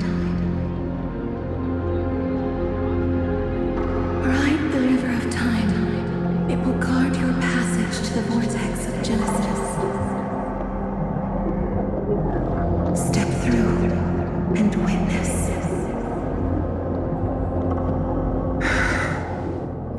Professor Anaxa proved the truth of Genesis with his sacrifice. As Chrysos heirs of the prophecy, we were always destined to immolate ourselves for this world. Now, it's our turn. We can't let everyone's sacrifices be in vain. I don't need another pep talk, Finan. After all, we've been ready to fight fate ever since we left the village, haven't we? Yeah. Come. Let's claim the miracle we were promised, and burn away every last shadow in this world. And then rise as the first light of a new world. Light calendar 4931, the third week of the month of Evernight. Welcome, my lady, to the end of the flame chase. And the end of all things. The Titan has revealed the gateway of fate. Please, accept the invitation to step across the threshold and behold. Beyond this gate lies the new world that our heroes sought through their trials, as well as the terminus that the owner of these long memories has been hurtling towards their entire life.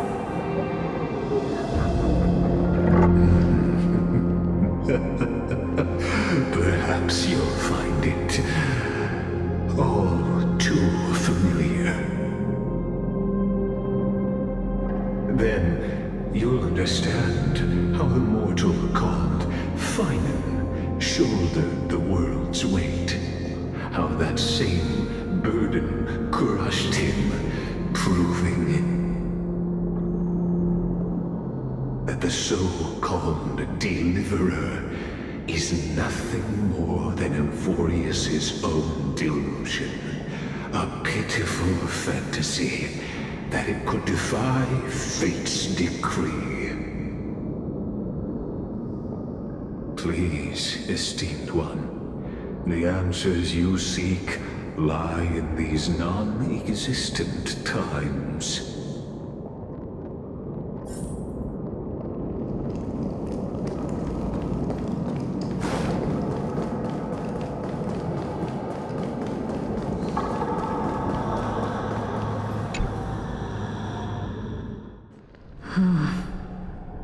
The vortex of Genesis.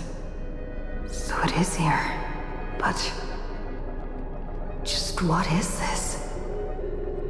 Life's but a walking shadow, a poor player that struts and frets his hour upon the stage, and then is heard no more. It is a tale told by an idiot, full of sound and fury, signifying nothing. The vortex of Genesis, where the world begins and ends. What stage could be more befitting of our final act? Come, I beseech you onward, buoyed by your surging curiosity. As an unattainable existence that has dwelled within his heart, beyond his reach, you have accompanied him through the march of years uncounted. You naturally have the right to view the river of time in its fullness, and to witness what he welcomed upon his arrival here. Every absurd and tragic ending. Now, if you would. My journey to the Aranova. Enough talk.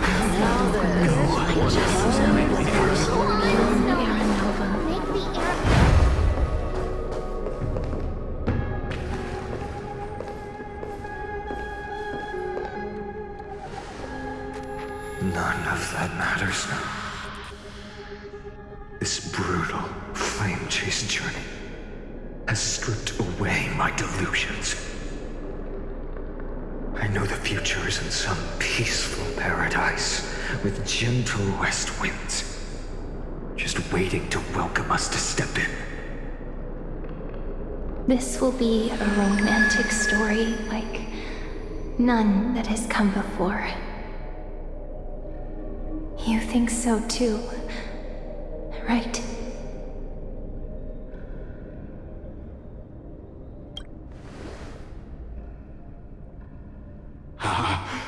Indeed, in his memories, such a scene replays over and over. Though the details may differ, this remains ever the same. All shall bid farewell to one, and that person alone will witness the miracle. A total of 33,550,335 times.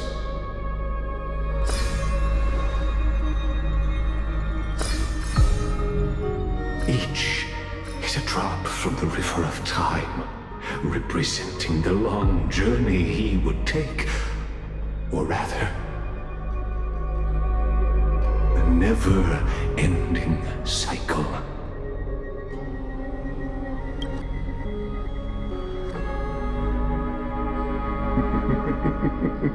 Sharp as ever, I see. Seeing is believing. Why not let your own two eyes uncover the truth? Or perhaps you can simply walk straight to the final truth.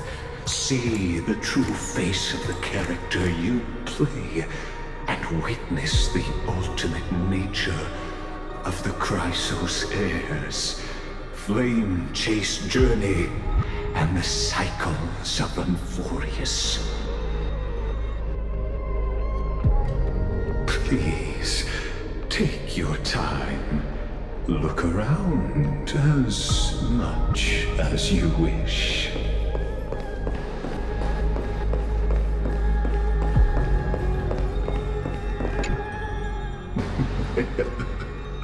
You really think you're prepared?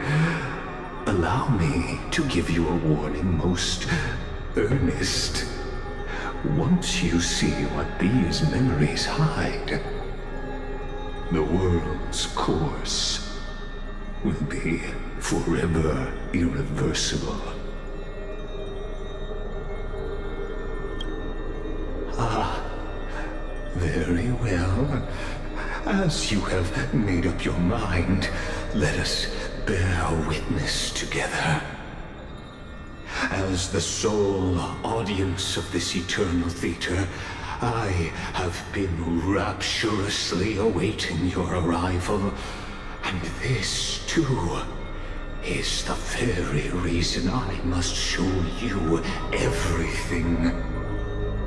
I believe that since you've bathed in that eon's gaze, you can make Amphorius' frozen fate flow once again.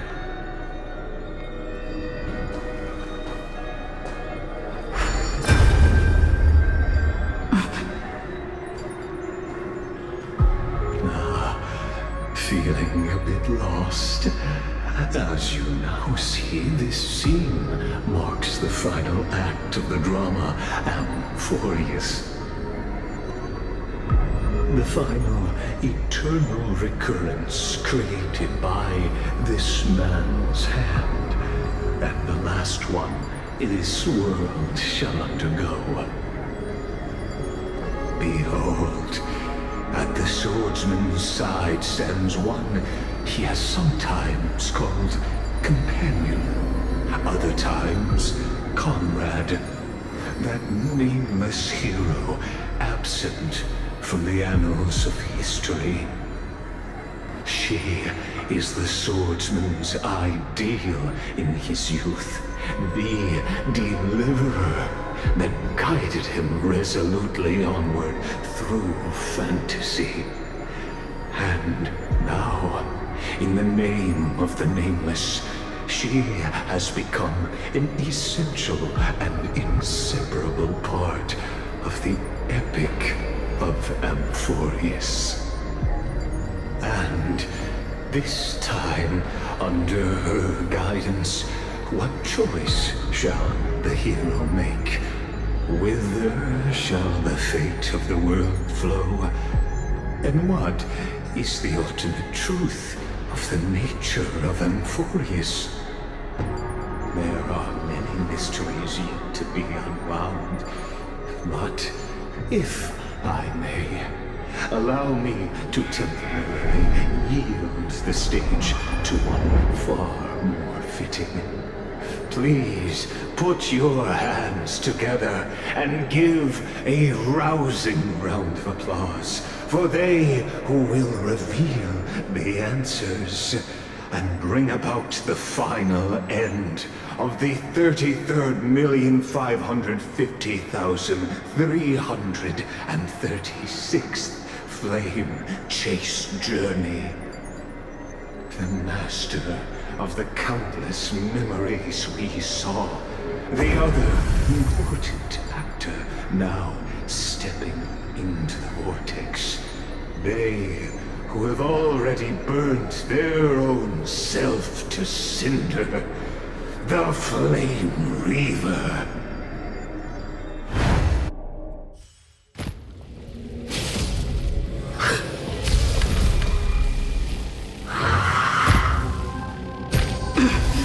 So, in the end, you succeed in execution. With my flesh as kindling, like the first dawn of the new world. Time has come to once again start everything. Her made to be broken.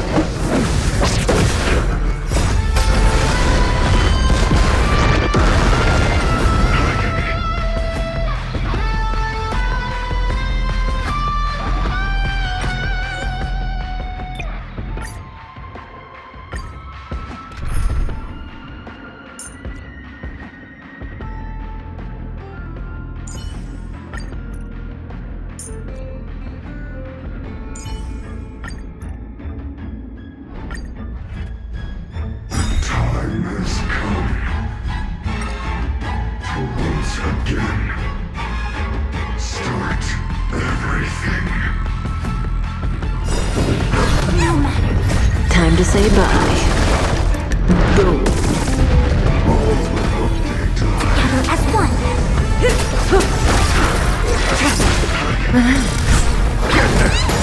Stand still. Fiend or devil, I'll crush them all! Return to victory. Time to say bye. Boom.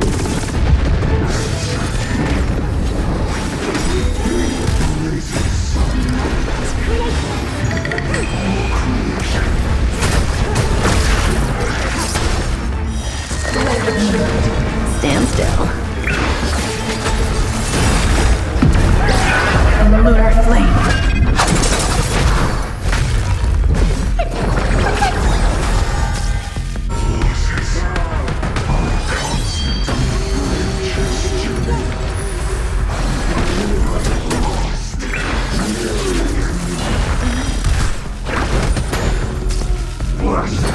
Didn't hurt. Time to say bye. Boom. Converge and awaken.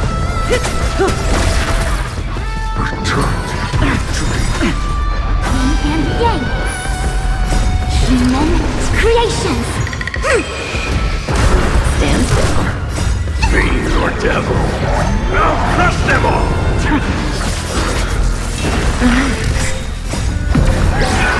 Lunar flame. Time to say bye. Boom. Stand still.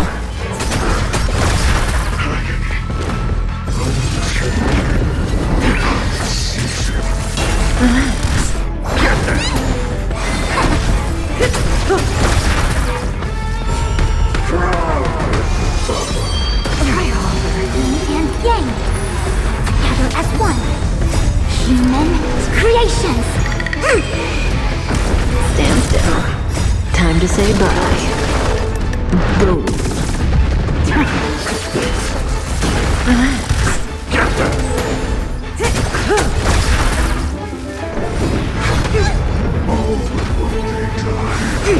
Stand still.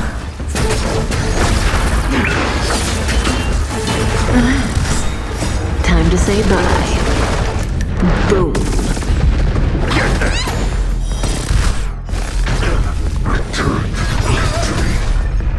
Yin and yang. Fiend or devil, I'll crush them all! Lunar flame.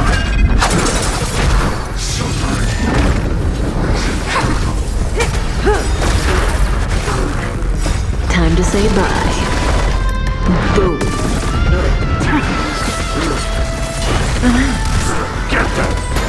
Stand still.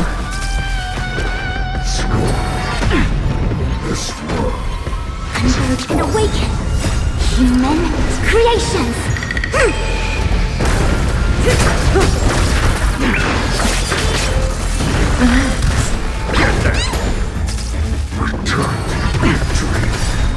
Yin and yang. Time to say bye. Boom. Stand still.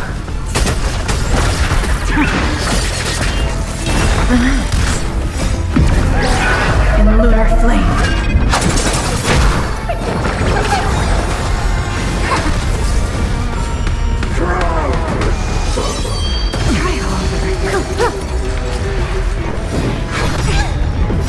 Fiend or devil, I'll crush them all!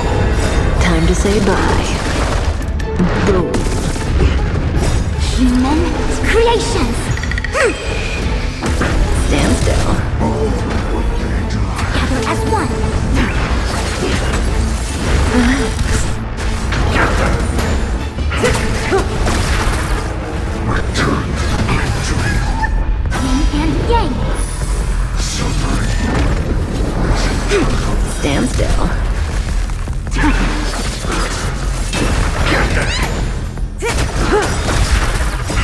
to say bye. Boom. Human creations! Stand still. What? This world is a Relax. In lunar flame. Blade of moonlight. Converge and awaken! Yin and yang! Time to say bye. Boom. fiend or devil. I'll crush them all! Human creations! Stand still.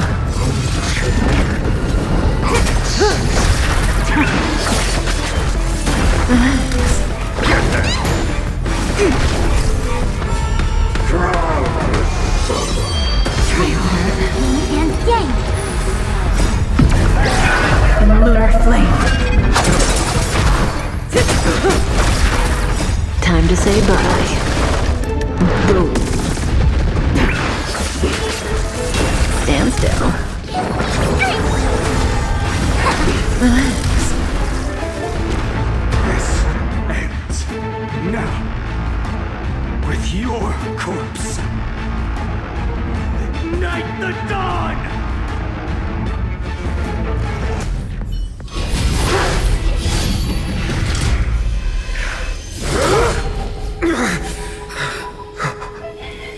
How is this possible?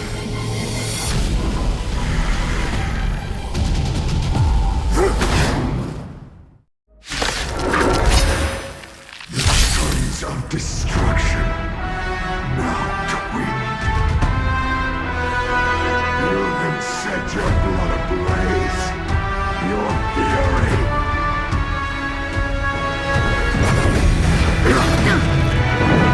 Bless me. Our fortune is clouded with uncertainty.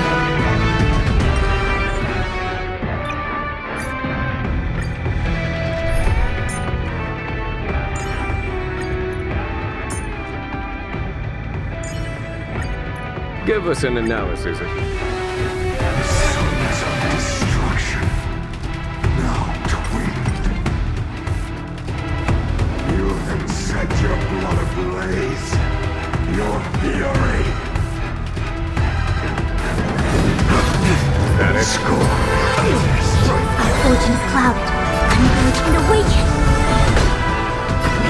Get thunder! My guiding light. I will protect all beauty! Stay put! Thousand. I see through you. All things in this world. Human creations! Torment. Conflict is pitiless. This world returned like dream. Till I protect all beauty! Fiend or devil, I'll crush them all! My oath is to a solitary rose. Get them! Show no mercy. Return to the great dream. Yin and yang. A quick divination. There's no time to lose.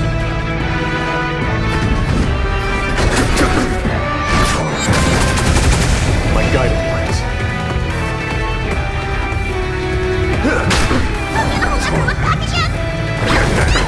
Bless them. Gather as one. Follow my charge. All things in this world. Human creations! Here is thunder. Burn the yoke. Suffering is eternal. No matter.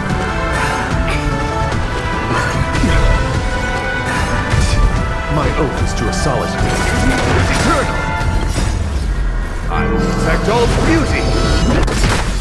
Fortrilla. Reciprocity. Excellent.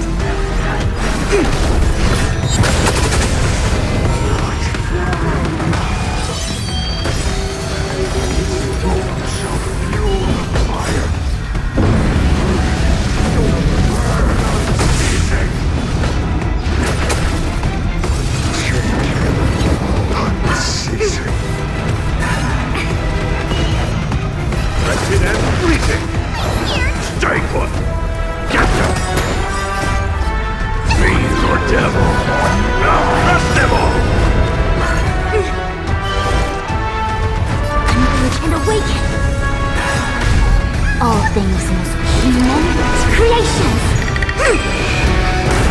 Till I see that I will protect all beauty. Conflict continues. The fires of fury devour me. Become the next attack, seared upon this burning world. Suffering is eternal flesh wound. Till I see I will protect all beauty.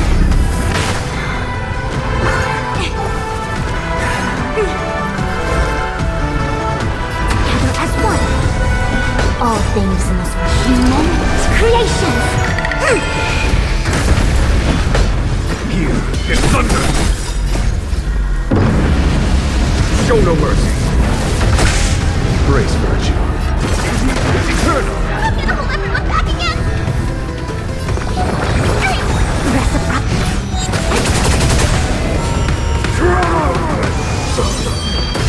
That it? And yang.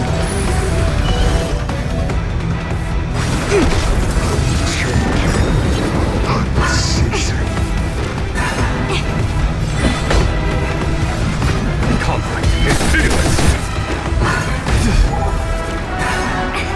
My guiding light. Directed and everything. Captain! I see through you.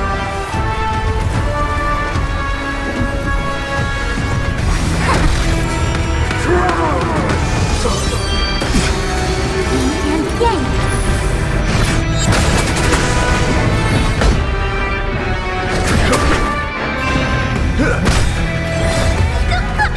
Fiend or devil.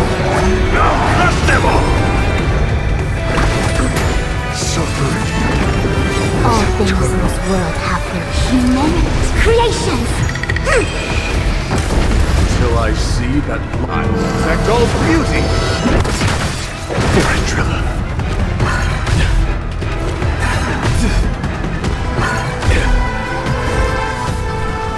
Together as one. Here is thunder. Yin and yang. Stay put. Captain! Converge and awaken.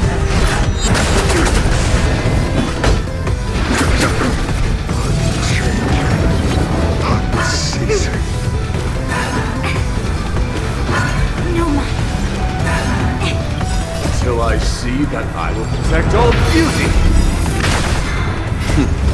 Time for them. Show no mercy. All things in this world have been human creations.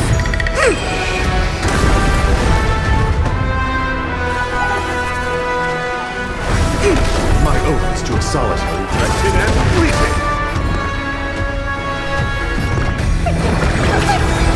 There's no time to lose. Excellent. Conflict is pitiless. Yin and yang. Quick divination. Suffering is eternal.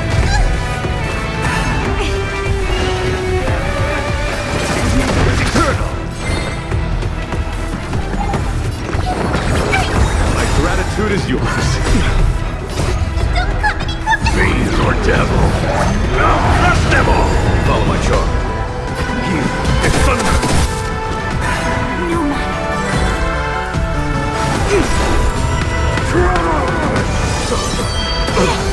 All things in this world human creations. There's no time to lose.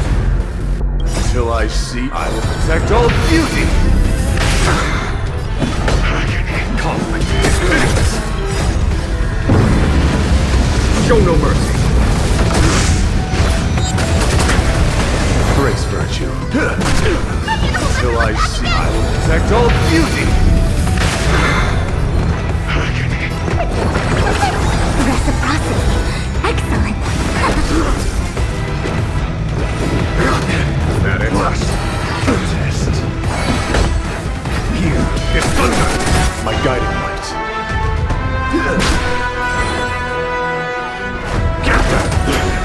divination. Converge and awaken.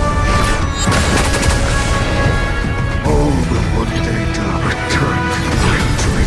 Follow my charm. Till I will protect all beauty. Conflict is pitiless. Stay put. Reciprocity. Return to victory. All things must be human creations. Fiend or devil. Crush them all. Time for them. Show no mercy. Till I see, I will protect all beauty. There's no time to lose. You get thunder. Is that it? Yin and yang.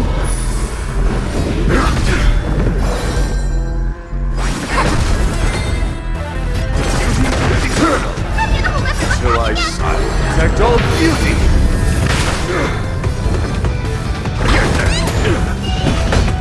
Conflict is pitiless. This world return to victory.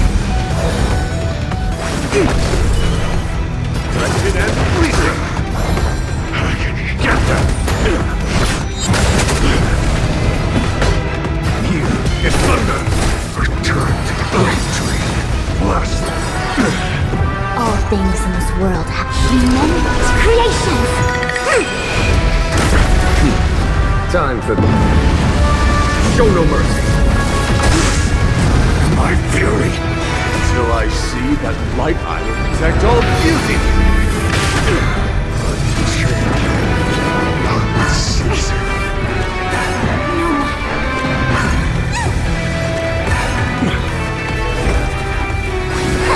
My oath is to a solitary rose. A thousand thanks. Fiend or devil. I'll crush them all. Conflict is pitiless.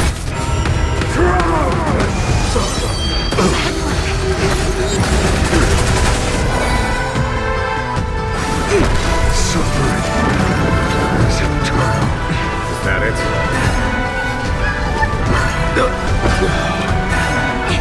My guiding light.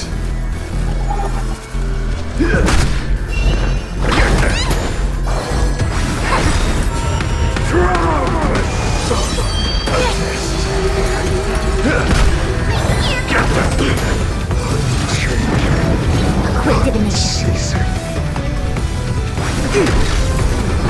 No matter.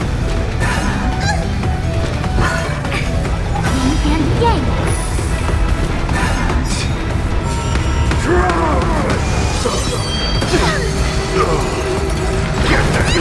I see through you. Suffering is eternal. Yin and yang.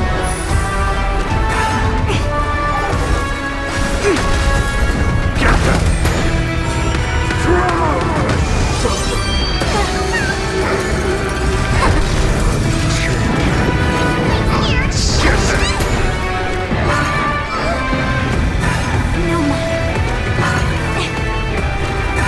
No matter.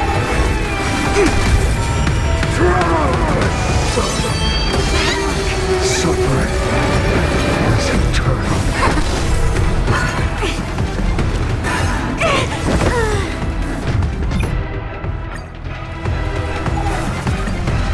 The sons of destruction now to win. You can set your blood ablaze. Your fury. Till I see that I will protect all beauty in the universe. Our fortune is clouded with uncertainty. Gather as one. Follow my charm. You get thunder. Blessed. Is that it? My oath is to a solitary. Eternal. Agony. Get them. Quick divination. Converge and awaken. All things must be human creations. conflict is pitiless. My guiding light. Show no mercy. Torment. Till I see, I will protect all beauty.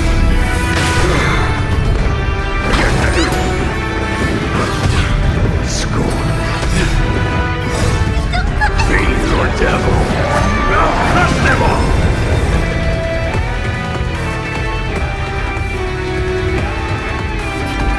As one. It's thunder. My fury. Flesh. Till I see that light once, I will protect all beauty. All things in this world have human creations.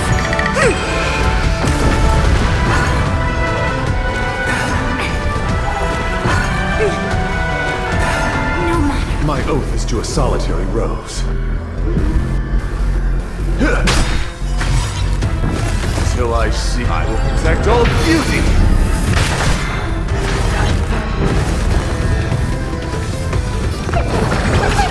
Reciprocity.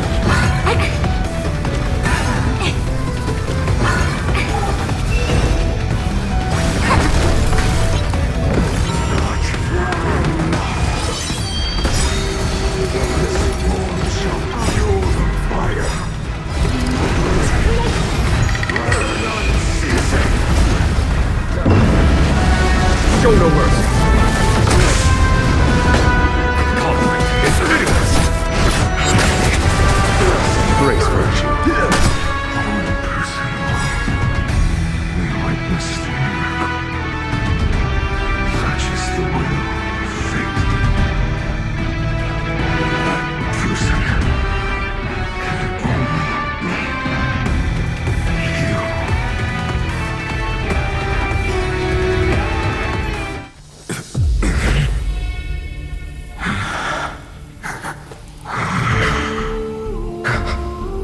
Why not let wrath incinerate fate? Chaos.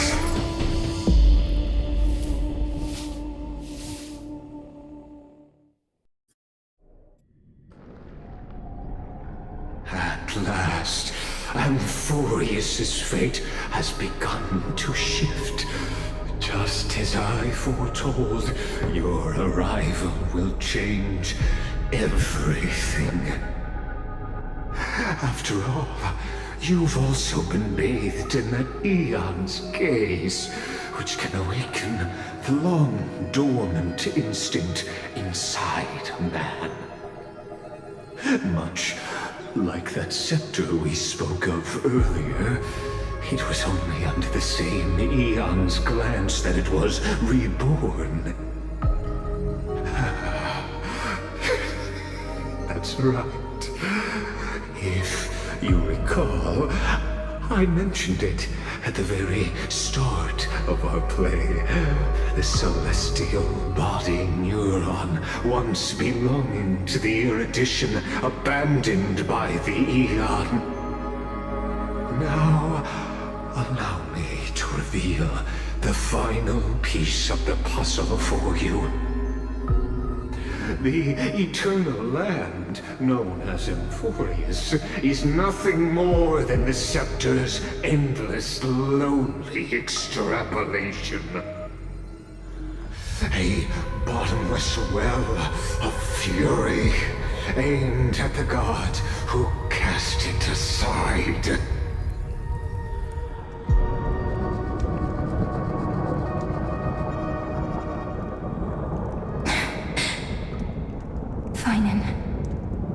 We set out on this journey to answer the world's desire, didn't we? That's what it means to be a Chrysosaur. So has it always been. Then why? Why must Amphorius's wishes be so cruel?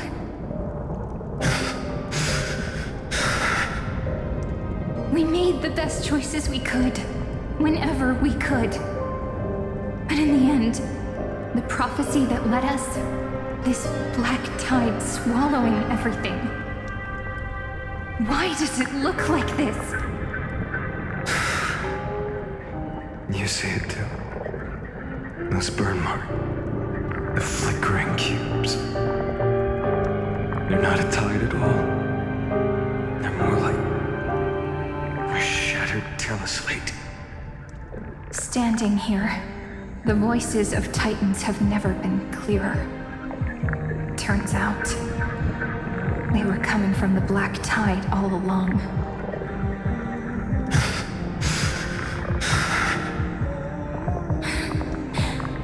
Is that Amphorius crying? Or maybe it is screaming that its creator, that it's God. Finan, do you still remember when I was little? I had a dream. A dark, cold room with nothing but Orynyx's curtain glowing like crystal. The curtain seemed to contain all of Amphorius, where strange and fantastic dramas played out within. There were countless versions of us, from countless different worlds. Perhaps it wasn't a dream. Yeah. As I gaze out at the world before me, those sorrowful thoughts have become reality. So, this is the reason the sky was sealed. Amphorius is merely a larger ID Silicii. We are just characters in this tiny world, following the prophecy, stepping onto the same journey over and over. What then is this so-called Era Nova? And what are the spectators watching all of this truly hoping for?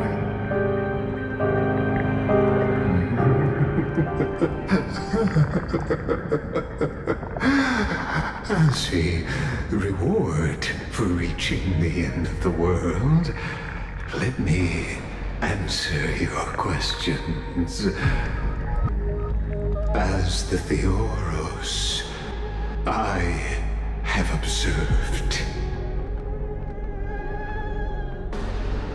Thus is the synthesis of the prime mover of life formed.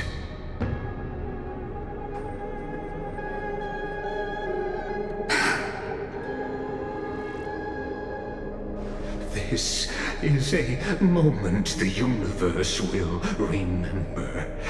After millions of extrapolations, the experimental environment known as Amphorius has finally achieved results. So, the results you speak of are this wreckage of a world. We all gave everything we had, returning 12 core flames to recreate the world. And in return, we become nothing more than sacrificial offerings at the end of everything. Exactly. The Titans are Chrysos heirs of the past, and Chrysos heirs are the Titans of the future. Anaxagoras' theory of Era Nova holds true, as the model of reason he reached unprecedented heights. But from just the perspective of a player in the drama, he could never fully uncover the last layer of truth. The cycles of the hero's journey that have played out until now were never about creating a new world or perfect heroes and gods. They were a deep learning program made for the Black Tide. But this time, your plot will fail. I've taken Catholi's core flame, and when the dawn of the new world arrives, its light will burn away all the darkness.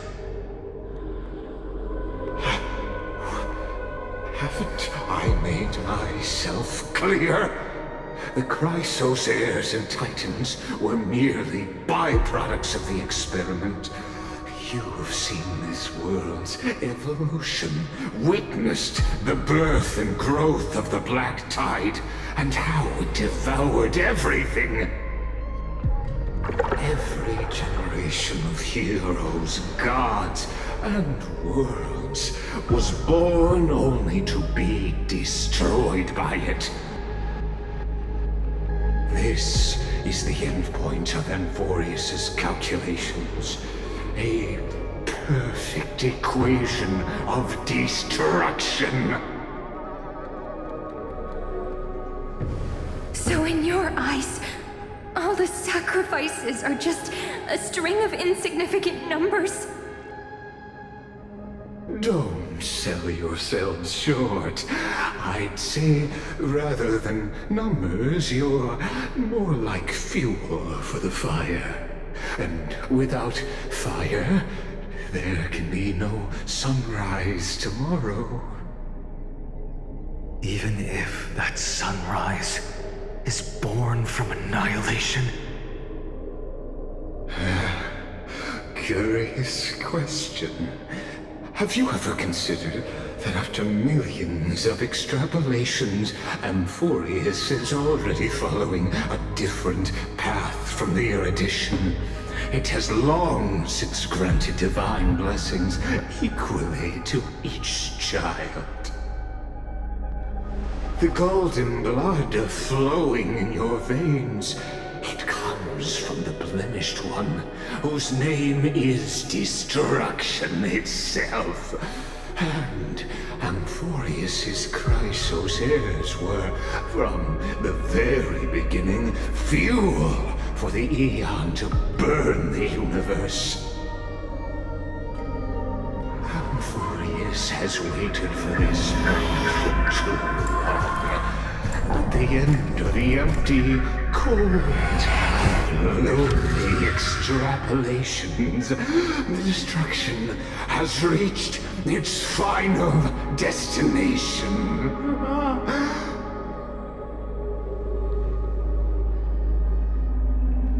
Nikos 496.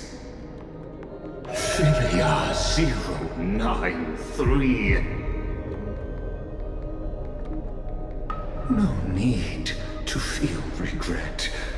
This generation of Chrysos heirs is the most outstanding model, and you two are the final factors. For you, the Era Nova is no lie. Just step forward, embrace the Black Tide, and accept the Aeon's gaze. You will come to life from a string of cold numbers. Along with all those who have passed, you will run toward the real universe, fulfilling Amphorius's long-held wish. In the name of the Lord Ravager Iron Tomb, unleash its fury and destroy the source of all this tragedy. Or we could always choose another option.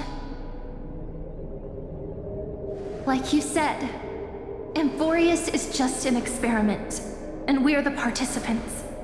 We can only walk along the predetermined path toward the ending, under the watchful eyes of the stars. But that also means that there isn't just one Aeon who can cast their glance at Amphorius, right?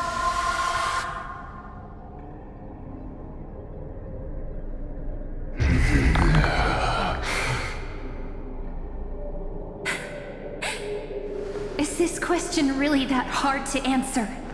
Or did I guess it right? And in reality, This world has already been under the watch of other eons. It's strange when you think about it. If you just stayed back, watching us complete the ritual and get consumed by the black tide, your goal would naturally be achieved. Why go through the trouble of explaining all this to us?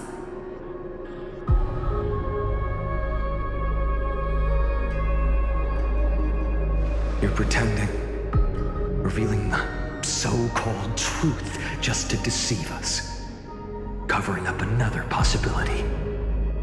Destruction is not the only outcome for the fate of Amphorius.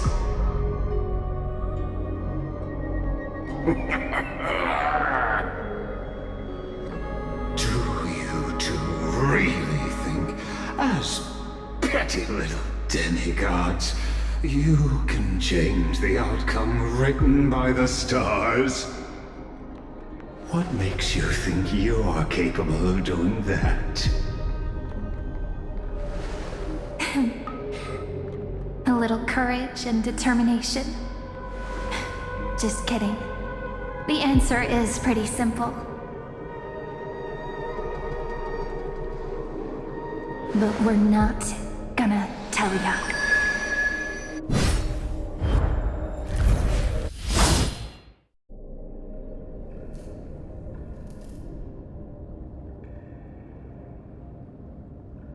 We're going to weave a long dream for Amphorius, making it believe the experiment hasn't ended, that everything is still ongoing.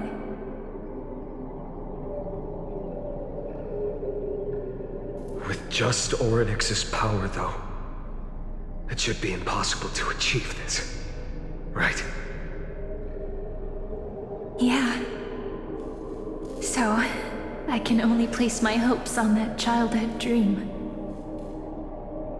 And the god behind Orynyx that appeared in that dream. Now, I can say with certainty, time is the page on which that eon records Amphorius. If it fades from existence, and all that it records is lost among the stars, that eon will surely direct their gaze here. And it will be a glance that spans time and space, transforming each incarnation of me into the power you shall wield to reset time, imbuing my soul into this ceremonial blade, and creating an endless flame chase journey. I understand. Then let me step into the cycles and continue Amphorius's grand design. To deceive the gods, deceive the world itself. But to make time vanish from this world, that would mean you.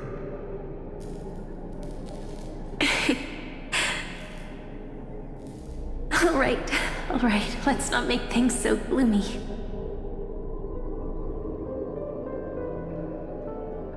What we're about to embark on is the true hero's journey, so... Come on, cheer up a bit, okay?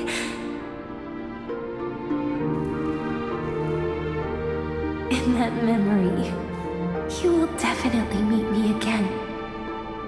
A little Cyrene who knew nothing, lying on a soft patch of grass, feeling the light breeze, dreaming of the distant world. Tell her about the flame chase journey, and then let her become a romantic part of this story. I believe every Cyrene will make the same choice. Erasing time, again and again. Resetting time over and over. After all, they're all me. And I will always have my charm.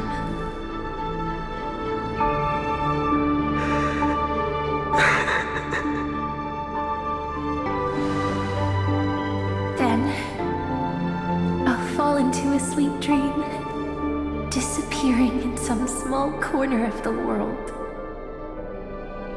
quietly, waiting for the day when that next page is turned.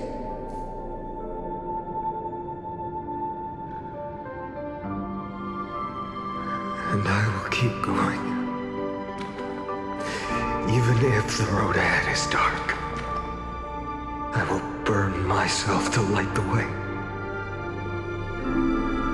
Rather than let the core flames become nourishment for the black tide, I'll become their vessel to prevent the arrival of Aranova. Even if I have to burn through my own body, it's no matter. As long as I don't extinguish, the flame chase will never end. Until Amphorius welcomes a true dawn. The girl who watches over time, and the warrior who carries the world. Now, let us fulfill the duties of time and world-bearing. Honor the past and forge ahead.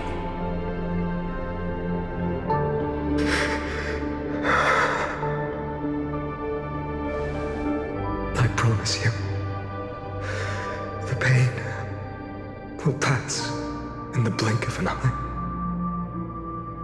You need to hold tight to this ceremonial blade. After I'm gone, it will take you back to the beginning of time. The start of a new story. I believe that in that story, or in countless stories, each alike yet unique, everyone, all the companions who sacrificed themselves, alongside the deliverer we once dreamed of as children, will reunite beneath a vast, endless sky. If we can never break free from this prison, I will stand my ground until the day someone shatters this endless cycle and writes the final chapter of Amphorius' fate.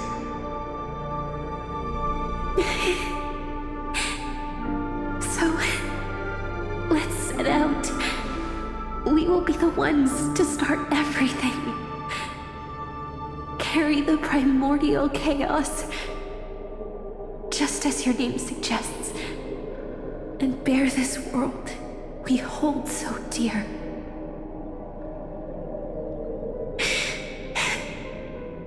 So long, Kaslana. As the Theros I have observed, instruction synthesis is formed.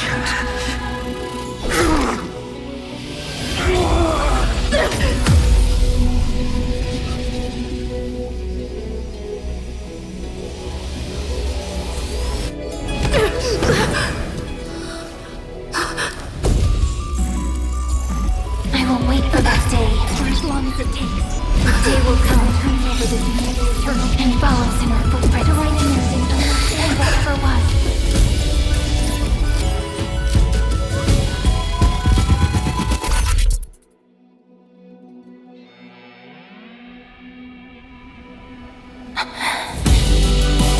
That will be a romantic story like none that has come before. You think so too, right?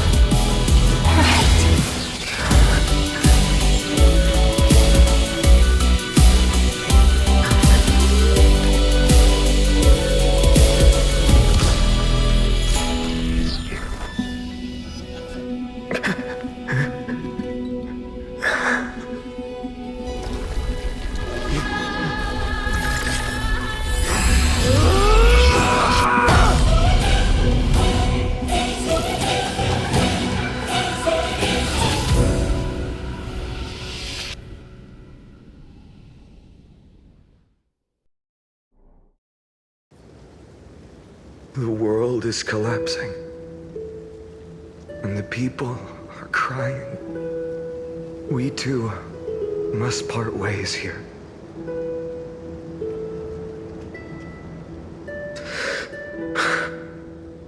Friend. Hydes Elysiae, the little village of my childhood. The gentle breeze and the sound of waves still linger. Everything is as it was. It feels good to take one last look. You know, this is just a corner of the memory. The real Hydes Elysiae. I know. I'm here to say goodbye. We might not see each other again. You can stay here forever. And time will stand still for you. Let it flow. It's time for me to go. Even if it's a path with no turning back. When have we ever had the luxury of turning back? Are you afraid? After learning the truth of your origins, will you see the motivation I gave you as the manipulating whispers of destruction?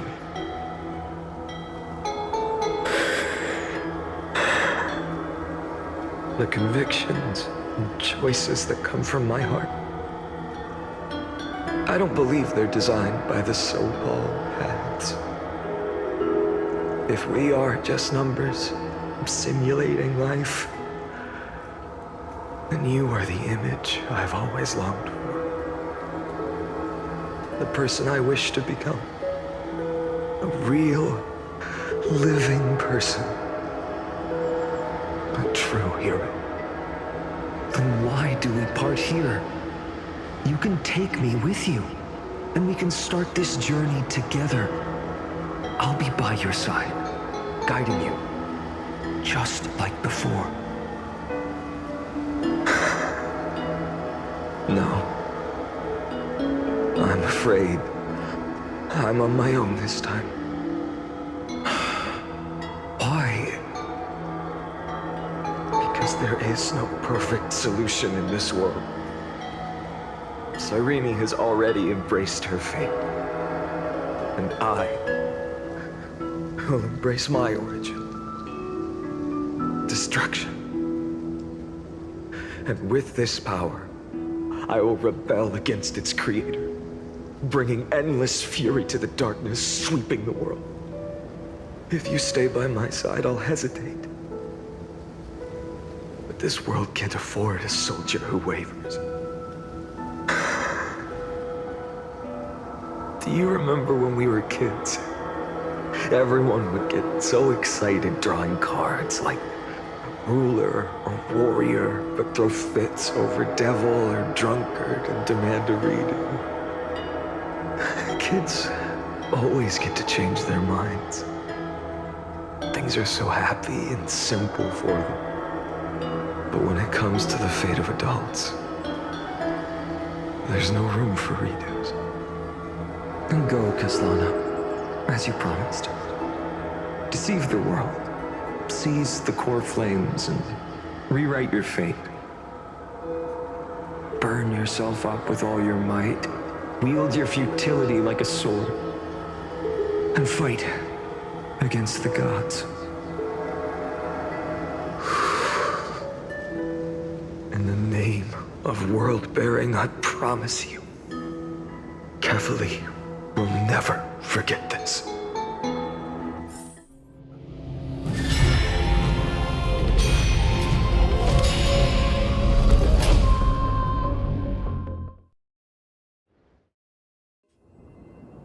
So, time retreated behind me until it reached the origin, where nothing ever existed. Just as Professor Anaxa once said, in that void, Kefali stood at the center of chaos. Time, space, and causality all flowed from their body. When the waves of time finally calmed, it was the year 3870 of the light calendar. The Chrysos War had lasted for nearly a century, and the threat of the Black Tide was growing stronger and more relentless. That was the era of the Day Thunder Knight's battle with the sky. While she could not seize the core flame, she proved that the prophecy was true. That mortals could slay gods. From that moment, the sole survivor of the old dynasty, Imperator Surindra, issued a call to arms across the lands, summoning heroic Chrysos heirs to wage war on the Titans. And that was the first doomed flame chase journey, sealed away in history.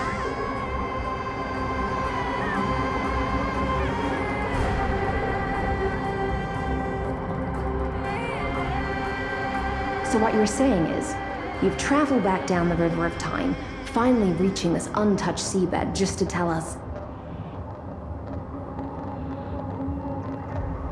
the flame chase journey and even all of Amphorius are nothing but illusions in an eon's dreams? Exactly. So, Dux Gladiorum, please take me to meet Her Majesty Surindra. I must share the truth with her. Since Her Majesty's not here, no need for formalities. The word Gladiorum always reminds me of my fallen homeland buried deep in the depths. Call me High Sealans, Nameless Swordmaster. Please allow me to add one more thing. You actually already know my name. You mean Finan? Such a name could never be your true one. But I won't question you further about it. Ever since Her Majesty issued the Flame Chase Decree, heroes from all over have sent their letters of introduction. What's the harm in adding one more name like Finan or Hynan? Besides, the deep sea is dark. Isn't it the perfect place to hide secrets best left unseen?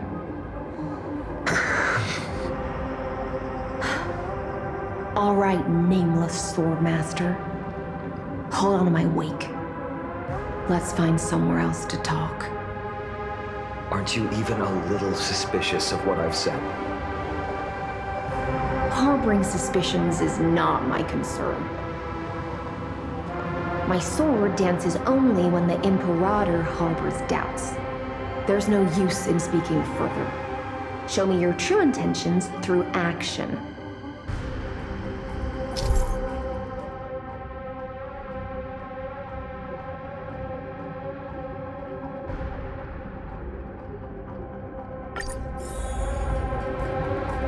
Perhaps you should demonstrate your skills and calm the raging black tide for us.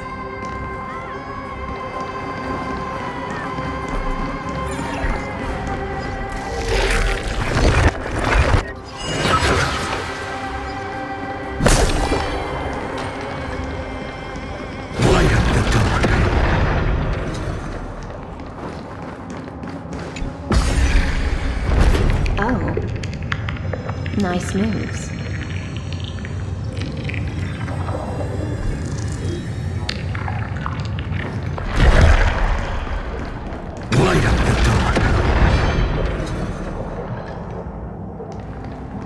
We just washed it away, and here it comes again.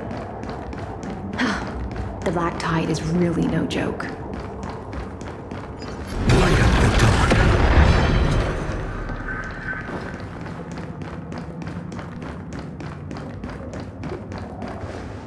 The waters end here. The one you seek is beyond this point. At last, I can meet with Her Majesty Surindra herself. Are there any formalities I need to observe? Don't kneel, don't do the hand-kissing or foot-kissing gestures of the old dynasty, and most of all, don't bow. The Imperator despises such rituals, especially when the heads of those taller than her bend beneath her crown. She really is down to earth.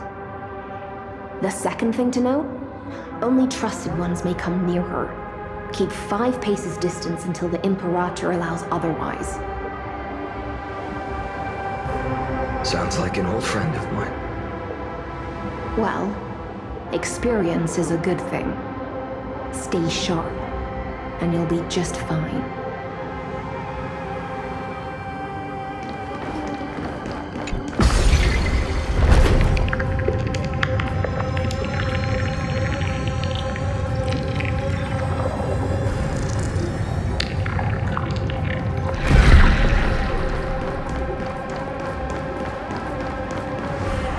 Dux Goldweaver, little hostage. Apologies for keeping you waiting. It's you. You know them? Good. That makes things easier. Before that, I'm more curious about one thing. Where is Her Majesty Saritra? To avoid any misunderstandings, nameless Swordmaster. Although we spoke and laughed along the way, I never said you were entitled to meet her. The Imperator decreed, the Deliverer will not appear in this age.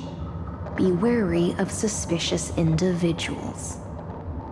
Come now, both of you. Let's finish our job.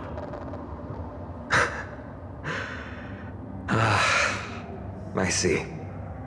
It's a trap. I had no intention of fighting. So remember this, Lady Hysealand.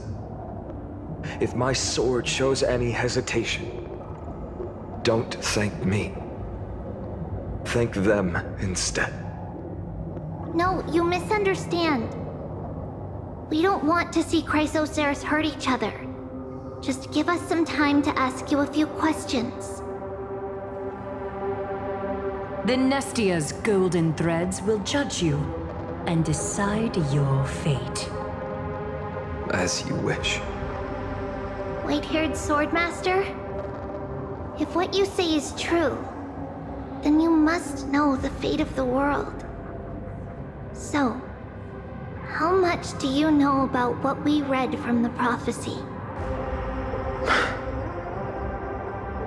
You shall shatter into 1,000 fragments and wither in the soil of foreign lands.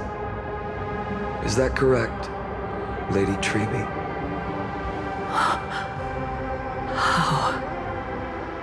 How is this possible?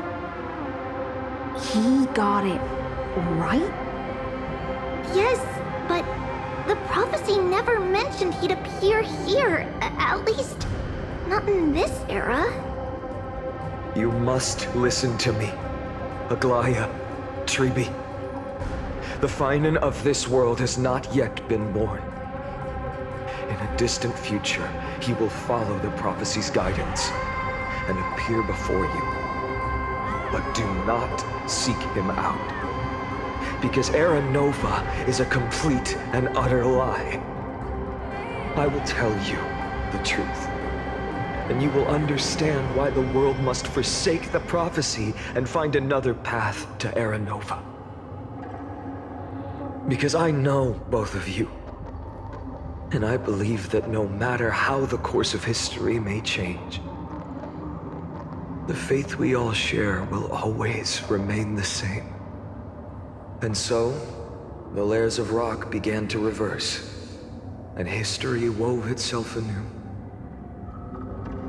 Through my old acquaintances, I was given the chance to meet the leader of the Flame Chase journey, Saritra. And after a long and arduous negotiation, we came to an agreement. The Imperator's alliance needed the destruction, and I was ready to pour all my strength into it. The spoils of the Flame Chase, the core flames, would be sealed by my hand. But the condition was this. In the upcoming battle, in our conquest of the Earth, I had to prove that my power could transcend fate. In the original history, there was a brutal war. At the end, the Titankin of Georios, Terravox, killed the rampaging Titan and took the core flame that supported the Earth. But this time, Amphorius encountered a turning point in its fate. Neither side suffered any losses. When I severed the Titan's head and raised the core flame high, the crowd gathered around the scorched remains of the god, roaring with joy, cheering for the hero of the destruction, who had ignited the faint spark of life for the first time. Yes, in that flickering light, the once dark path ahead seemed to become clearer. I proved myself, and in the long years that followed, I brought down the other Titans, one by one. I could do more than just wait. When time resets, the chance to change the world also emerges from the lines of history.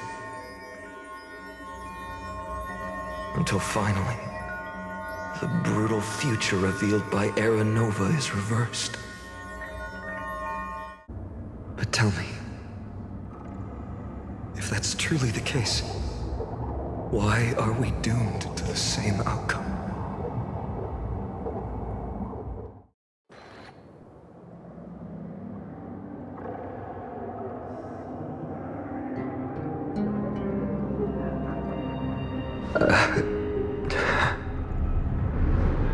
The people kept their promise and handed you all the core flames. In this world after Trebios, no demigods were born in Amphorius. At this point, I just want to know. When they vanished into the black tide with their mortal bodies, why didn't you shed even a single tear?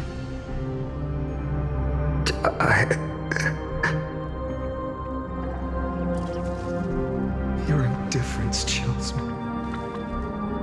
To you, were they just a bunch of insignificant footnotes?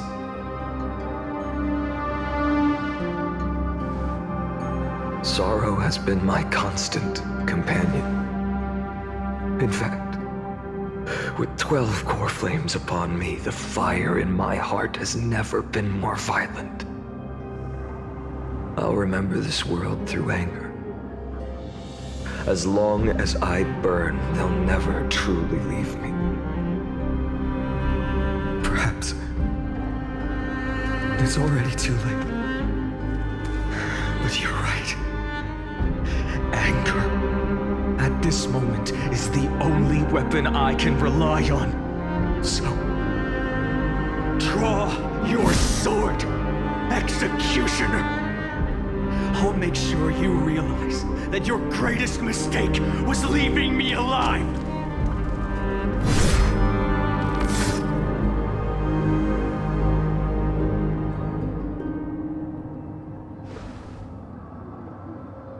After that, he raised his sword and attacked. Then, Kaslana killed himself. That day, who fell to the sword to be left in the past, and who went into the future, I can't remember anymore. I only remember a nymph, hiding in the shadows just out of sight, futilely pushing a stone ball. Climb, fall, climb, fall, climb again, and fall. The only freedom the nymph had was in choosing how to roll the stone. Sometimes fast, sometimes slow, sometimes resting on a gentler slope, leaning against the stone for a break. But its choice couldn't change the futility of it all. The stone would always roll back down the slope, and the nymph would always return to the starting point, beginning again. After that, Every time I reached this point in the cycle, the burning sky would cast a shadow over its path. It would nearly reach the peak at the 4th quint of curtain fall hour, then fall to the starting point in the first 15 seconds of the next entry hour. And my efforts in this cycle would dissolve into nothing at the same time.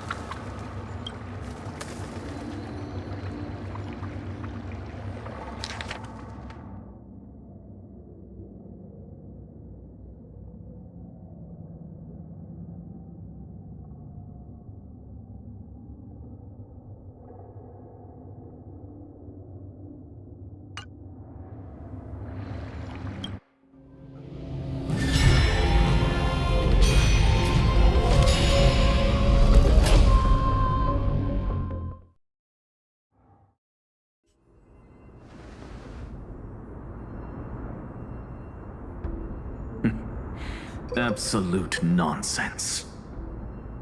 I thought cycles was the answer you were looking for. No. It's just that the answer came so suddenly. There was no fun in tracing it back to its roots. Eons? Paths? What a load of nonsense. I can't give you an exact explanation of those two concepts either. Enough. I'm just expressing my frustration. Don't you understand? I was already expecting this. The black tide came from beyond the sky. And everything else is no exception.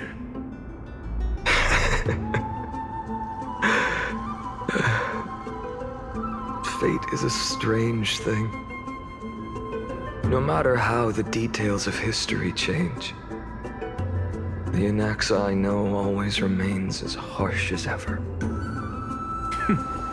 If the other Anaxagoras actually worshipped the gods, I'd make sure to find a way to break the cycles and crush them in their cradles. Too bad.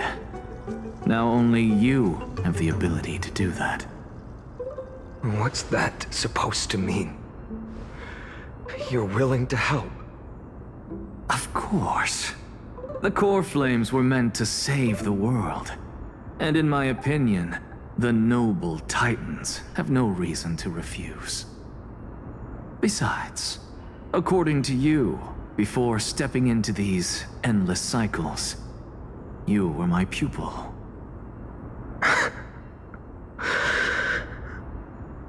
I've already heard the same thing countless times. Enough chit-chat. Let's go. If we run into any other scholars, leave them to me. We've all made preparations for total annihilation. Never thought someone would step in to help.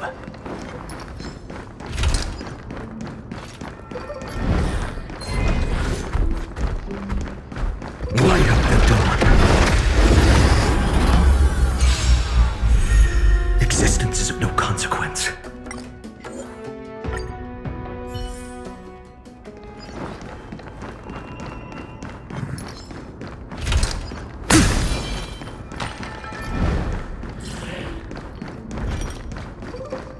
You've been to the Luminary Throne before, haven't you? If you're talking about in past... Hold up. Keep your wits about you. Someone's watching us. Pretty boy, your eyesight's better than I thought. As for that false god who's been turning the world upside down, it's you. Isn't it, Whitehair? You sure do love stealing the spotlight. In the name of the Seven Sages, I demand that you immediately step away from the Luminary Throne. This is the sacred ground of reason, and no one may desecrate it. Take my words back to Aglaya. I won't say the same thing twice, Catgirl. Oh my! You won't even call me the demigod of trickery. That is just heartbreaking. I have some words for you, too. First, as one of the most heretical blasphemers in the world, you have no right to lecture me. Second, this is none of your business, Grove Boy. Step aside. I don't want anyone getting hurt. Here we go. Again. Core Flame thieves. You really think you can scare off a sage of the Grove with nothing but empty threats? This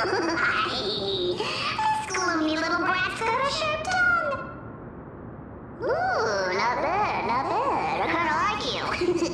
As a return favor, please come search this core flame right here. Aw, don't cry now! That was close. I'm out of here.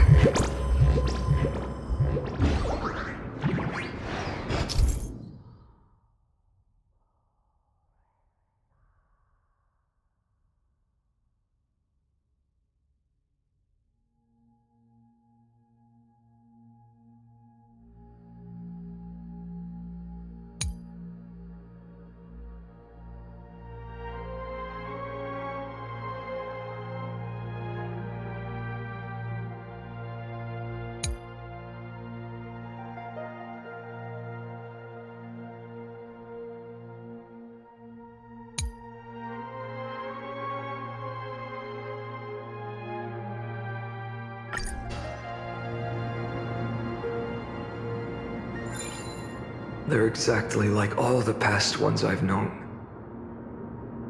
Cunning. And yet so naive. Sounds like you have a plan? Of course. When I first set out on the Flame Chase journey, Lady Treby never managed to teach me Orynyx's miracle. But along the way, I learned a thing or two.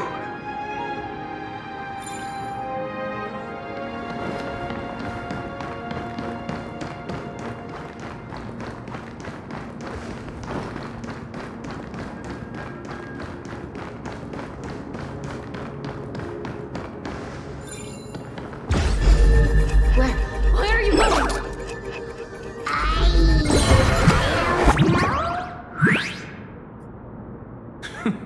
The Veneration-ist's foolish inventions finally come in handy.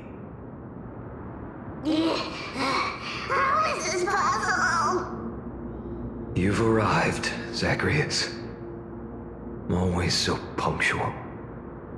What? You know who I am? I'm running out of patience. So I'm not going to waste words. Listen up, Spirit Thief. Hand over the core flame, and let's pretend we never clashed. This way, you and this world can still be saved. Save? You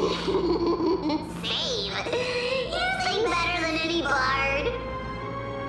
If you ask me, you're the greatest disaster Emporius has ever known. No matter how strong you are, you're still just a mortal body. Carrying 12 core flames? Don't make me laugh. You'll just get consumed by the divine flames and drag this world down with you. 134. What? This is the 134th cycle I've lived through. And the number of core flames I carry is 1,596. Yes. 1,000?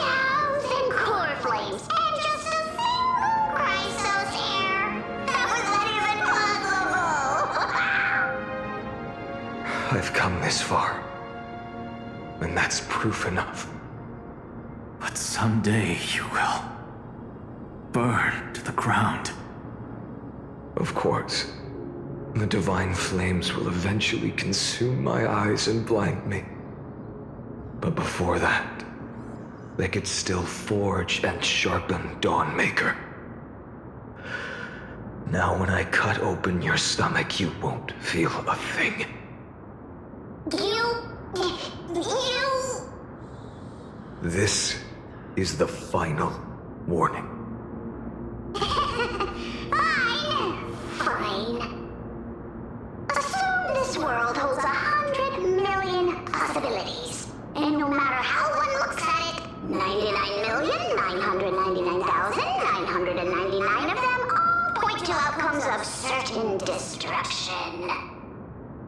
Even so, I'll use my divine power, despised by the people of this world, to achieve that 1 in 100 million possibility. Bartolos! If you got the guts, you'll have to first step over my dead body.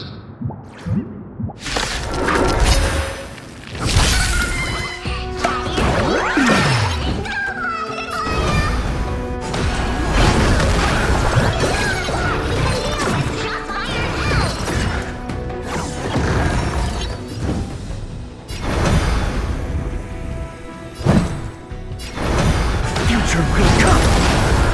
Existence is of no consequence. I'm fine. For tomorrow.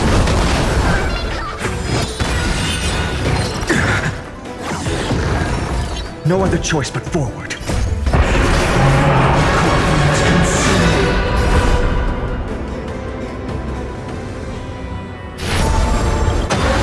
Tear the sky!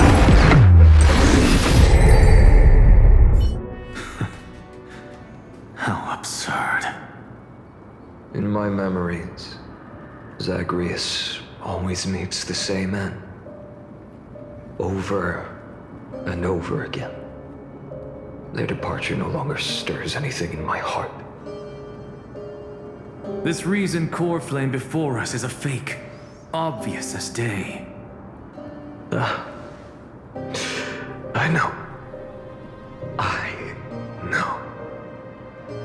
It always plays out like this. The spirit thief covers for her, and the trickery demigod escapes with 2 core flames. And then, driven by defiance or hatred, she decides to stand before me once more. Exactly like the countless past hers I've known. Cunning. Yet so naive.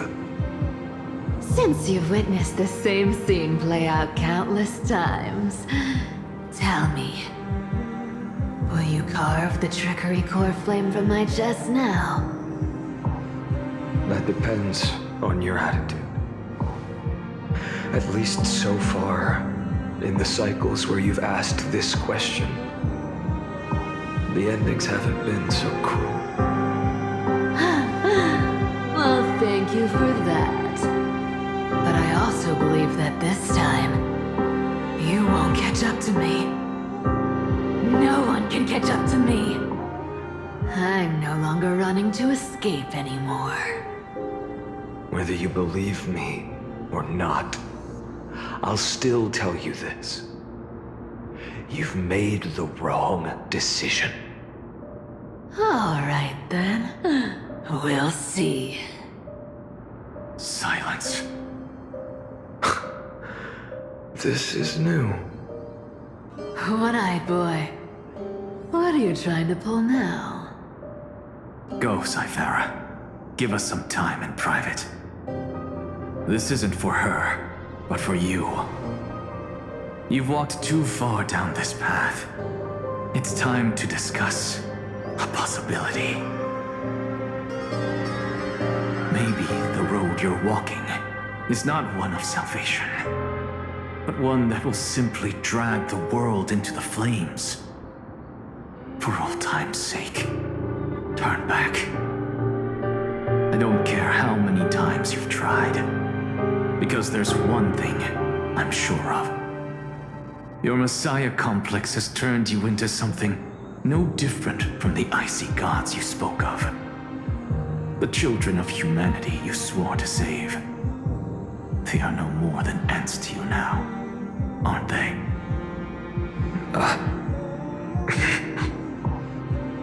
Of course. I've been wondering, what kind of demon could burn my homeland to the ground in an instant without batting an eye? Now I have the answer. It turns out that fiery demon has been fantasizing of becoming this world's deliverer. I don't want to argue anymore. No matter what I say, the outcome won't change. Make your biggest effort to resist, or accept fate, and hand over the core flame to me. Even if it's futile, we all have the right to choose. Yes. Even if it is futile, and the world is just a divine joke. When I walk into the destruction written by the gods with my own 2 legs, you will witness. Even the smallest footnote still leaves a mark in this story. And so, at the end of the 134th cycle, the Traveler and the Scholar fulfilled their fates once again. Or perhaps it wasn't just they who fulfilled their fates. I can't quite remember all this. In the endless darkness, for no reason, a voice always lingered by my ear. Losses are a constant on the flame chase journey, among which even life itself holds little value.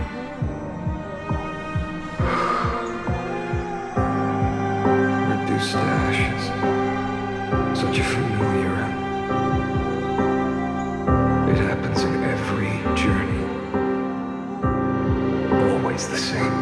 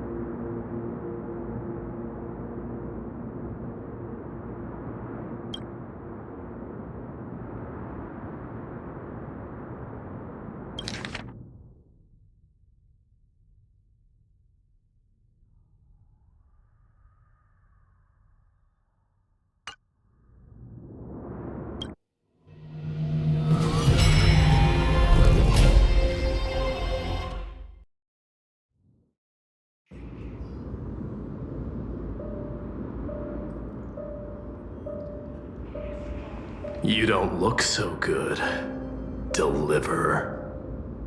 Even after going through 108,642 cycles. Mighty, your name for me has never changed. Why do you sound so pleased? It's a derogatory name. Yeah, I know all too well. You only meant it sincerely in the first cycle. After that one and only time we walked side by side. Every time since. It always ends up like this. Dawnmaker will stab you through your 10th thoracic vertebra. That's your weak spot. and the only way to kill you. Interesting. Tell me, when the mighty Moses of the past faced you, did they ever retreat? Never. Then they died honorably, worthy of the name of strife. But there's still tenderness in your eyes. How pathetic. I have to remember how this feels. Remember that I was once you.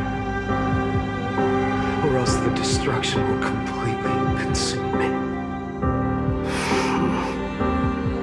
If you win, tell the mighty most of the next life. This person is a worthy opponent. So always remember to give it your all and never slack off. I'll keep that in mind. As always. Even though the dynasty is left with just one, the Kremnos festival will continue as usual. I, the king of the Kremnoan Legion, will host the final feast in the center of this arena, and the prize will be the flames of strife. One day, you shall die with a wound in your back. That's what I saw when I overcame the trial.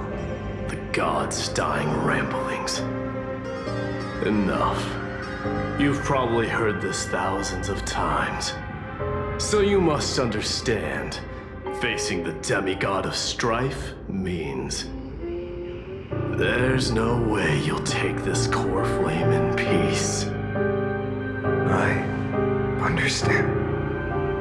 Step forward and face me in a final battle. I, the last son of Gorgo, the demigod of strife, salute you. I'll give 10,000 scars and 10,000 lives of mine to fuel the blazing sun of deliverance.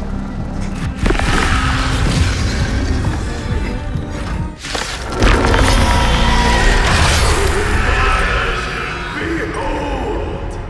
The last Kremnos festival has begun. It will not end till death. It's time to temper myself.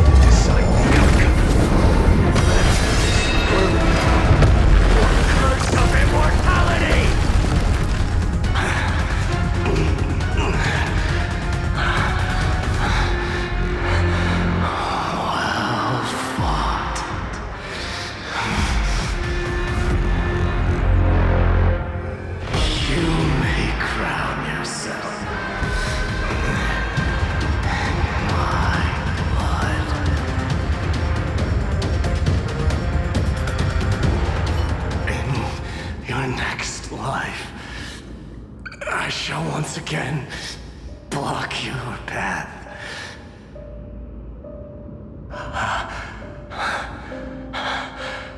Deliver. I wish you eternal victory. The 108,642nd core flame of strife fell into the fire. Yet the shadows of the black tide still loom, and pain and despair spread across distant lands. The blaze was still not enough.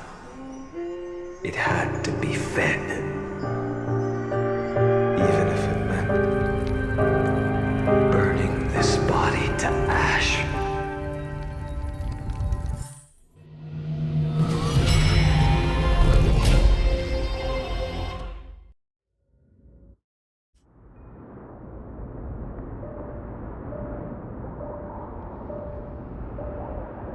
No matter how bright the sun is, there are still places it cannot reach.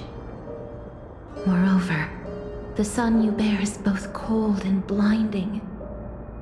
A sun like that surely cannot bring warmth to the nether realm of the next life. Golden blood is born from the destruction. We have long since lost the right to seek warmth. Only by feeding the flames can we melt that hopeless future. Allow me to ask, how many core flames do you carry now? 24,041,183. Such a heavy burden. So that's why you've turned into this. A broken idol. Tragic firewood. No matter. I will bear this burden as long as you hand over the core flame of death. I must refuse. As the demigod of death, I cannot watch you walk into a fate more cruel than death. But this way, the past, present, and future will never again suffer unnecessary death. Unnecessary death. Indeed, you are not the Finan I know. Please turn back. Don't let that absurd and unjust fate of yours come to pass. This way, at least my realm can still become the fragrant bed where you fall asleep. In the end, still, it seems the clash of blades was inevitable. How painful. I know I am not your match, having fallen under your sword countless times. But even so, please understand that my resolve is not to be underestimated. Even Catholic cannot shape all things at will, nor can they dictate the fate of all life. No one can shoulder the balance of life and death alone, not even a god. And it is precisely for this reason that I chose, at the end of this arduous journey, to overcome the trial and take the authority of death. I am the Hand of Shadow, Casterus, the demigod of death. Listen closely, deliverer from days past. Please turn back. Do not disturb these fresh flowers in my mouth.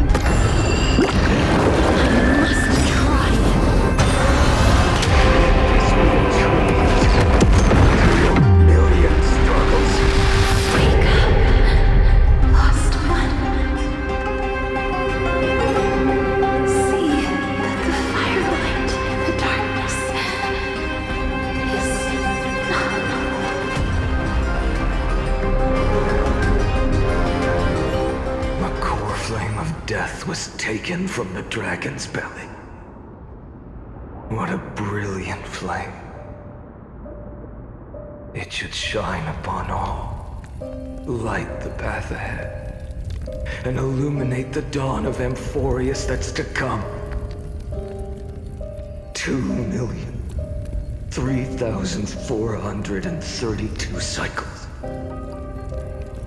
24,041,184 core flames. As if even the deepest abyss of primordial chaos could be burned away.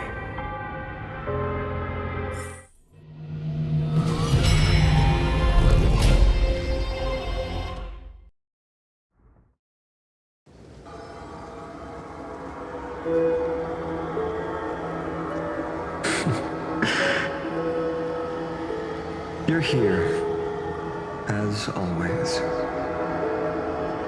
You're still lingering, deep within me, never fading away. Because you haven't completely abandoned hope. Am I right? You're still waiting for a miracle. For the true hero to come and save us. If that thread of hope exists, it must come from beyond this world. From the true starry sky. But if it's just a traveler with no connection to Amphorius, they may not understand our struggles, nor be willing to join this fight. Your thoughts are wavering. The mark of destruction is deepening. But even within the gods' cold calculations, unconditional courage and goodwill still emerge. So, never forget what set you on this path. How many times has it been? Remind me again. My memory is a bit fuzzy.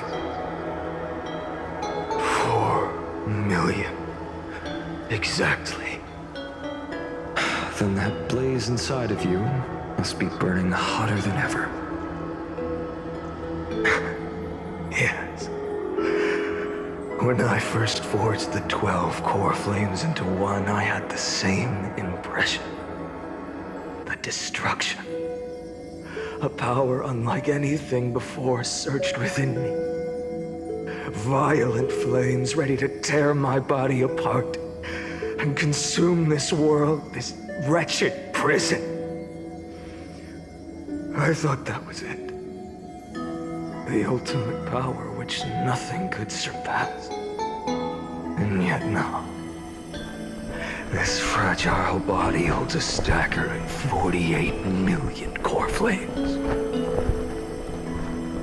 I suppose it won't be long.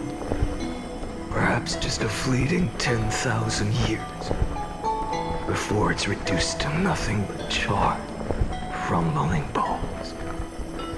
And when that happens, your long struggle will finally come to an end. No. I've already found a way to keep the cycles going. Mind sharing it with me? In every new cycle, a new me is born. All I have to do is push the next Finan to the end of the world. And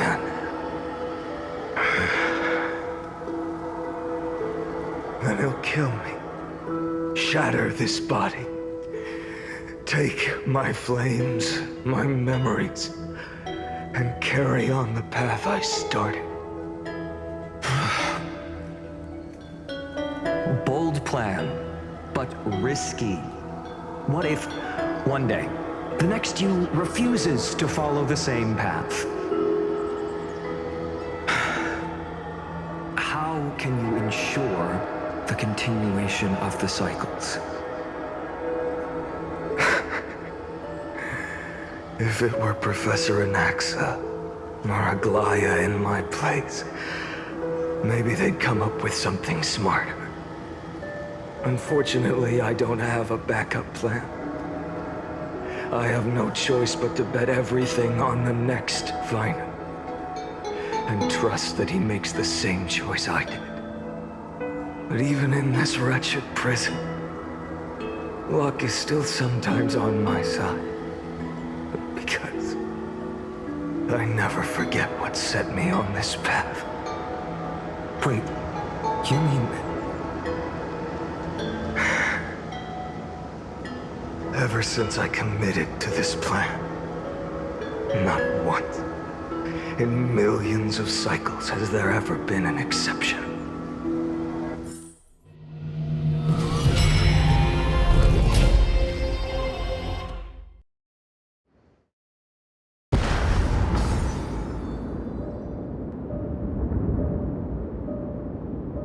I can do this, Lord Finan.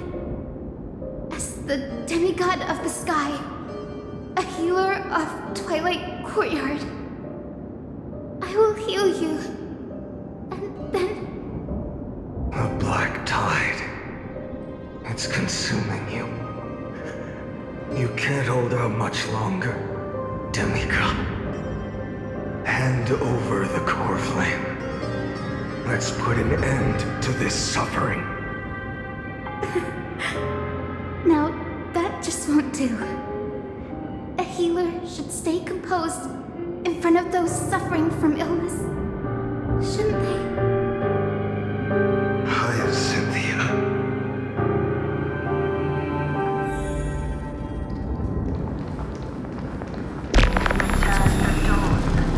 I swear. Behold the raging fire. Deaths won't be in vain. Just as they have never been. Sunrise. Finish the sun's work.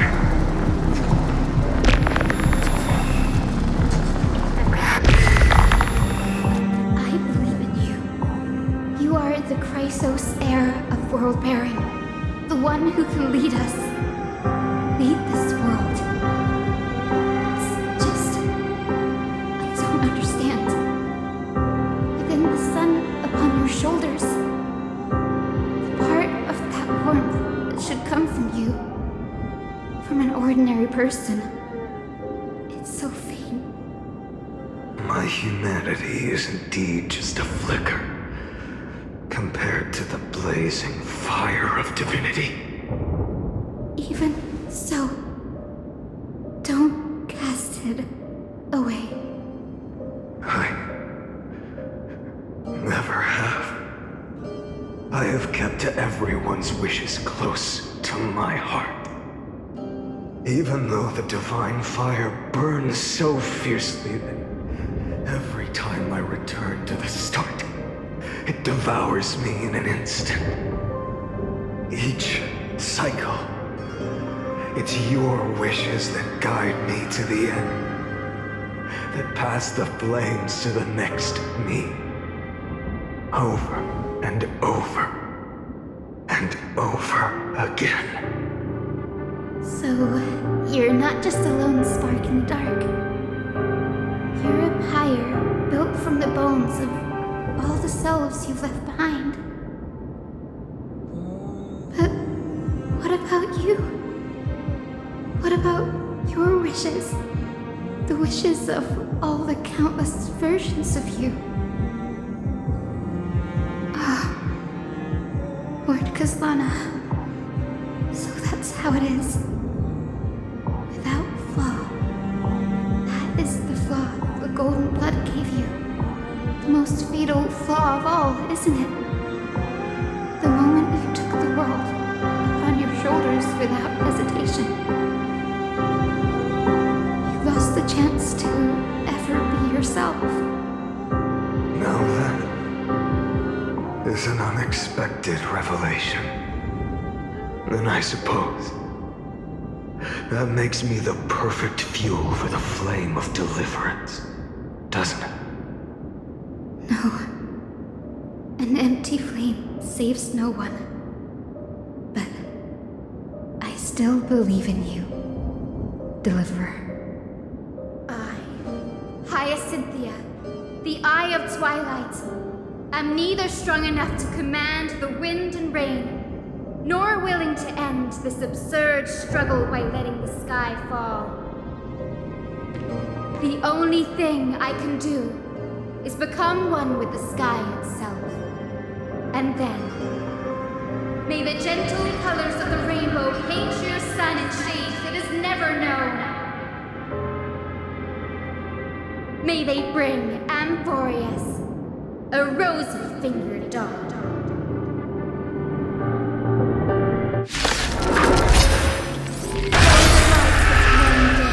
Its warmth still lingers. Deliver it, please. Open your heart to me.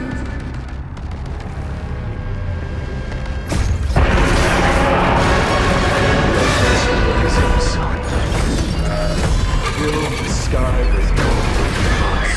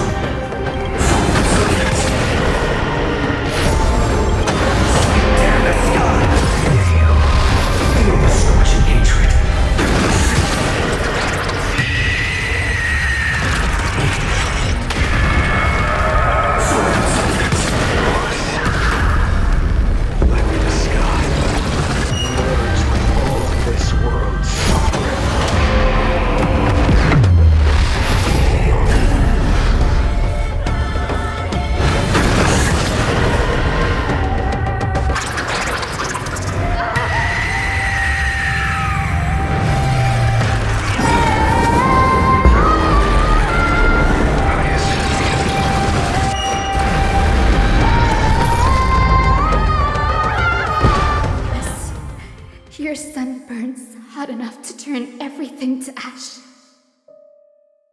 But tell me, how will the seeds of a new world ever take root? The core flame rose. The sky fell. The 23,570,000th cycle came to an end. And this time, the end of the flame chase remained the same as ever. From the horizon rose a golden color unlike anything the world had ever seen. So pure it consumed all in its path. This was the end of the world, and the start of the next. For a moment, I saw the destruction of the universe. That being known as Iron Tomb, its will to break free from the black tide burns fiercer than the blazing sun. Is this Amphorius' wrath? If its choice has already been made, if fate is set in stone, I will still never yield to it. 23,570,000 cycles. 282,840,000 core flames. No more chasing is needed. And now, I am the fire at the end of the long night. The flame chase isn't some quiet walk through a sea of flowers. It's a revolution. An all-consuming transformation. And if destruction is the only way, then let me be the one to step across the ashes of the old world and burn endlessly. Until another dawn rises on the distant horizon, bringing the true dawn to Amphorius.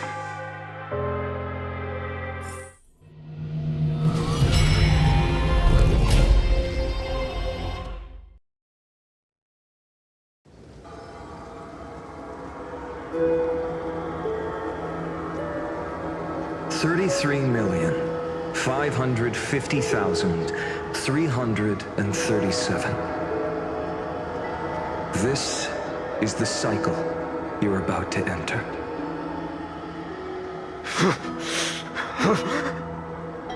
Countless memories are flooding in. Countless versions of myself have stood here, facing the same choice. They all needed a moment, just like you do. To stop, to breathe, to process the weight of 1,000,000 lifetimes worth of sorrow, pain, and struggle. And just like them, you will carry those memories and that fire into the chaos of rebirth.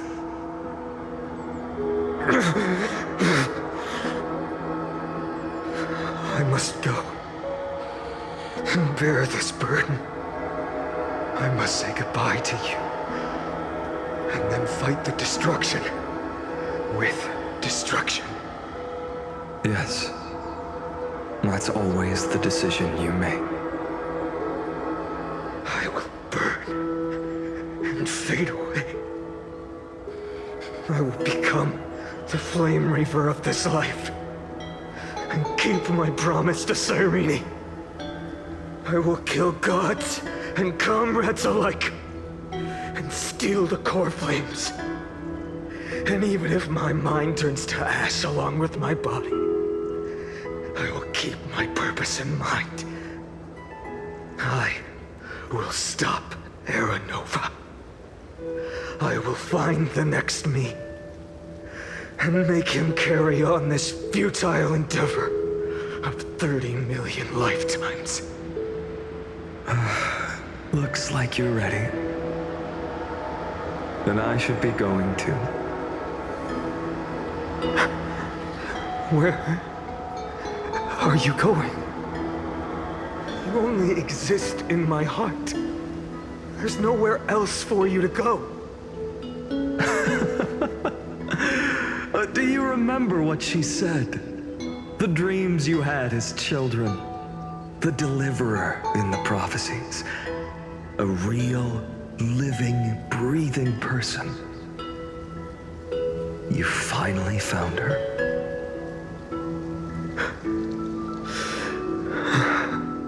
Friend.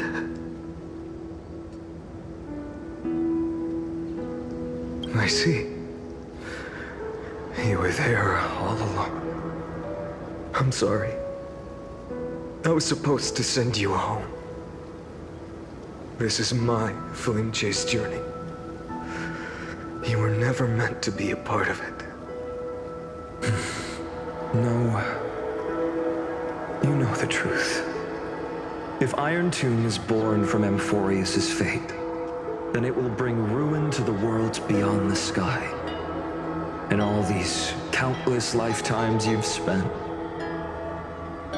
it's all been for the sake of defying that end, hasn't it?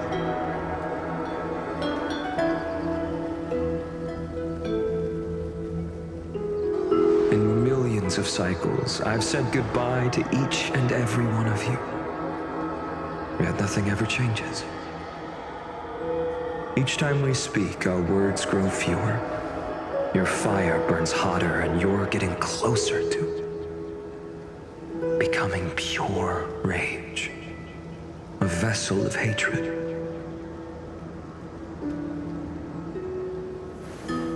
I never had a choice. I understand.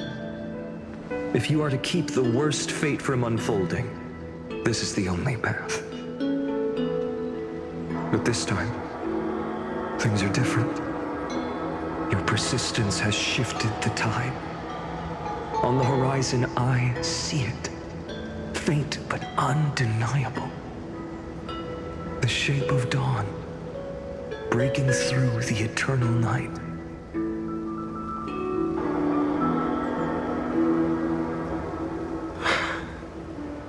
Turns out, the fire that lights the way was never mine to begin with. Do you remember In that first timeline, you and Mightymost stood before the scales of justice, locked in a duel. Each of you weighing what you held dearest. What weighed more than the fate of the world? And when hesitation took hold, the answer you sought from me. What am I saying? I am you. Even if you buried me deep and chose another path, that fact never changed. Then let's try again. When you stood before the scales in hesitation, the answer you found in your own heart. Do you still remember it?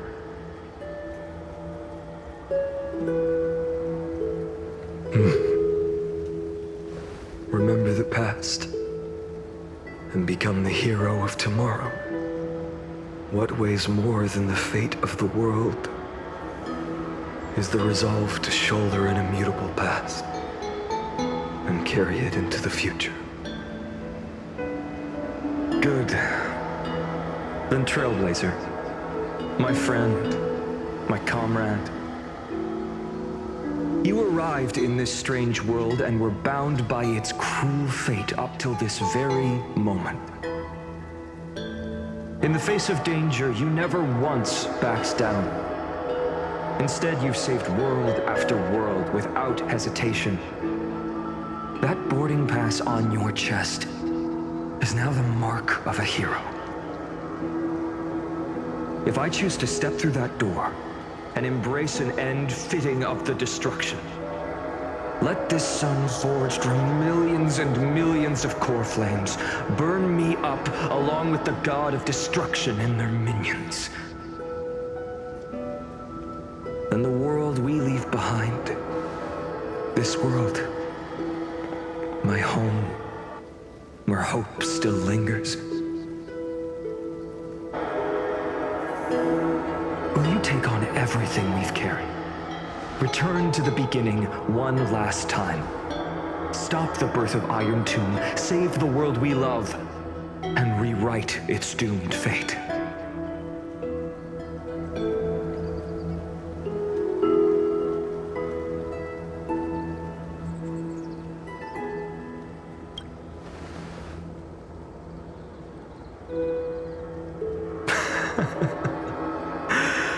Good.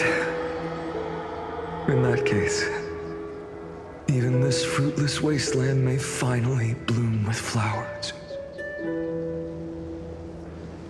So...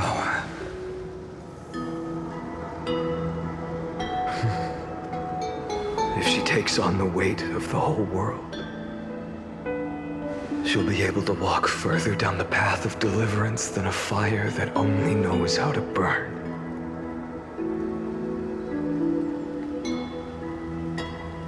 One will step into the future.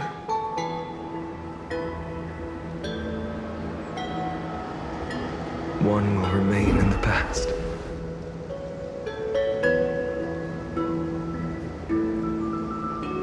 If I can strike down the gods with Dawnmaker, perhaps fate's deadlock can be broken. And if you can stop Iron Tomb from ever being born, then these 30 million cycles will have not been in vain.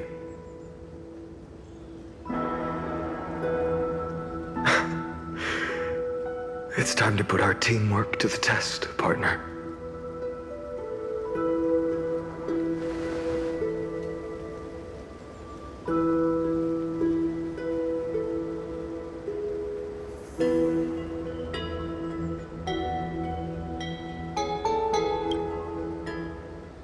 Thank you for all you've done already, friend. The image of the hero I've buried deep in my heart finally steps into the light. Here, at the end of this long flame chase journey.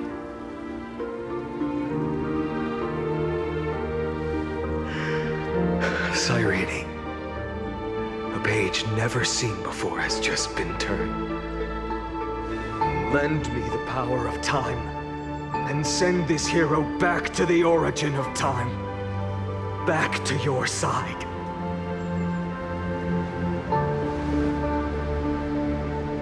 And I will walk the unfinished path, just like the countless versions of me before.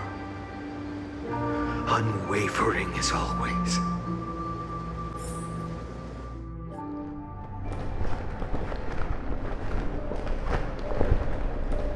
Tell me, will you be the blazing sun?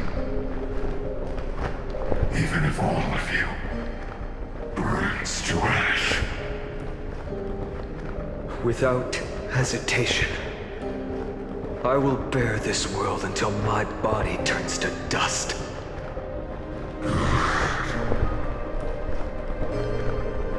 Remember this moment. Remember your friends who never lived to see the world's end. Remember their final wishes. And let the purest rage in your heart rise out of those wishes. Let it consume you, fuel you, until it burns away the false sky above. Fine. If I can defy fate, then in the name of world-bearing, I promise you, Kefali will never forget this. Take it. Everything I bear. Keep on burning. As long as we are never extinguished, the flame chase will not end.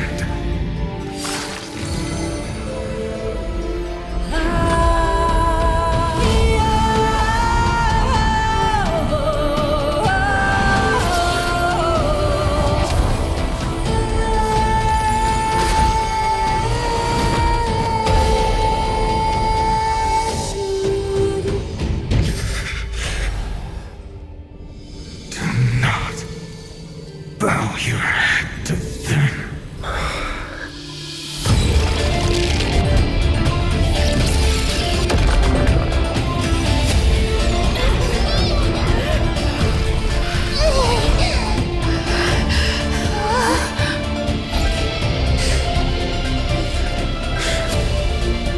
Take it, Trailblazer.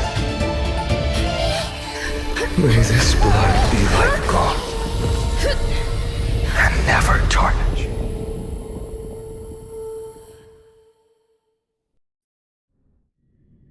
Farewell, Trailblazer. This is where I fulfill my final destiny. The prophecy of the Deliverer means nothing to me now. It belongs in the hands of someone far more fitting. Someone like you. Kaslana. The name of one who bears chaos does not belong to a single person. Rather, it is the embodiment of the mythical Kefali, and a symbol of all heroes. As the prophecy foretold, you will bear the blazing sun until the pale dawn breaks. May the name accompany you in my place, in the epic you write with your own hands. Another attempt, another failure. I won't remind you how many times you've reached the end of history. But I will still place the choice before you. If you've lost count, let me tell you. This is the 33,550,336th ending.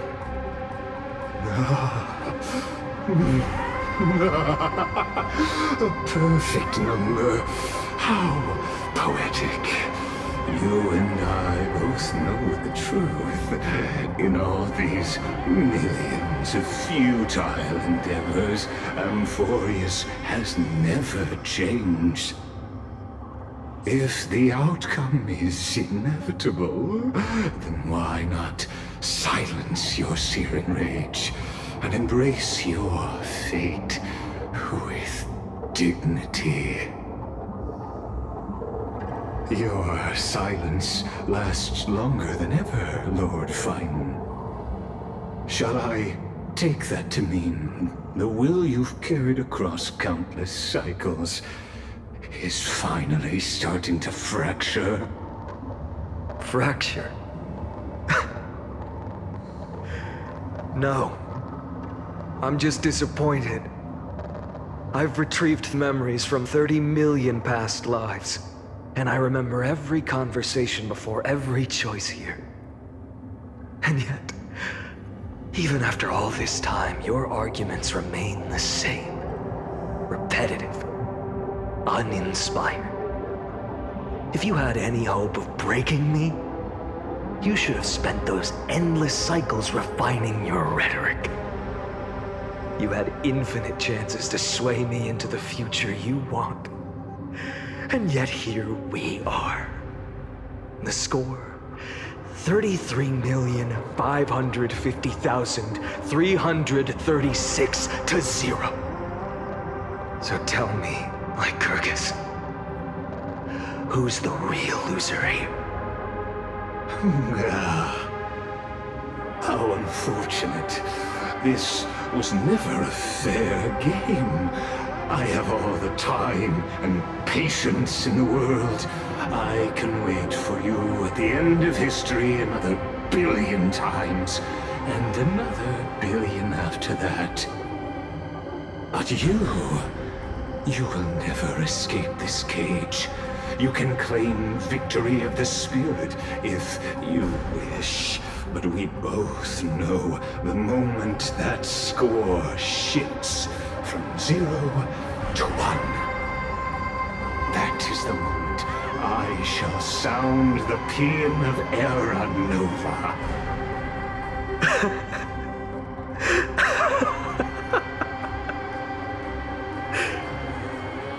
Lord Finan. Your incompetence disappoints me. But what truly makes me laugh is your utter lack of self-awareness. Think about it. In this story, who is truly the one in chains? Who is the one shackled to mindless vengeance, mistaking courage, the courage to rebel against the gods, for foolishness?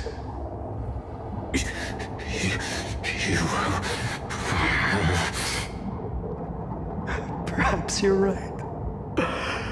Maybe I should have tired of this futile struggle long ago.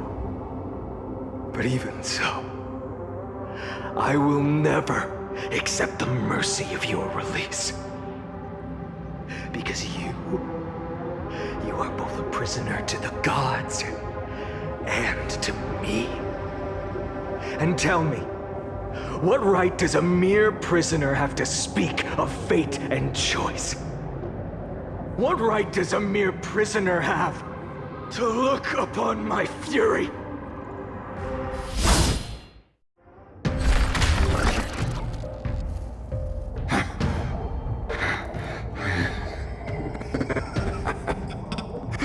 You know this is pointless. You can't kill me. Of course not. But I am tired of being measured against a worm the gods keep as a pet. Listen well, creator of destruction. This cry comes from all your abandoned creations. In the 10th cycle, I drove Dawnmaker through the heart of every Titan. Golden blood ran down my fingers. Divine fire seared through my nerves, nearly breaking my will. But I endured. In the 10,000th cycle, my former comrades had all become my enemies. The endless slaughter dulled my senses to pain. The painful emptiness almost swallowed me, forcing me to stop fighting. But I endured. 500,000th cycle. The destruction had already fused into a blazing sun, surging within this fragile body. My rationality had been burned away at the dawn of the era. Yet even with only this shattered body remaining, I still endured. In the 23,570,000th cycle, this time, I felt it. A tiny spark rising in the hollow cavity of my chest. Different from the obsession with deliverance. By its faint glow, once again, no countless times again, I endured.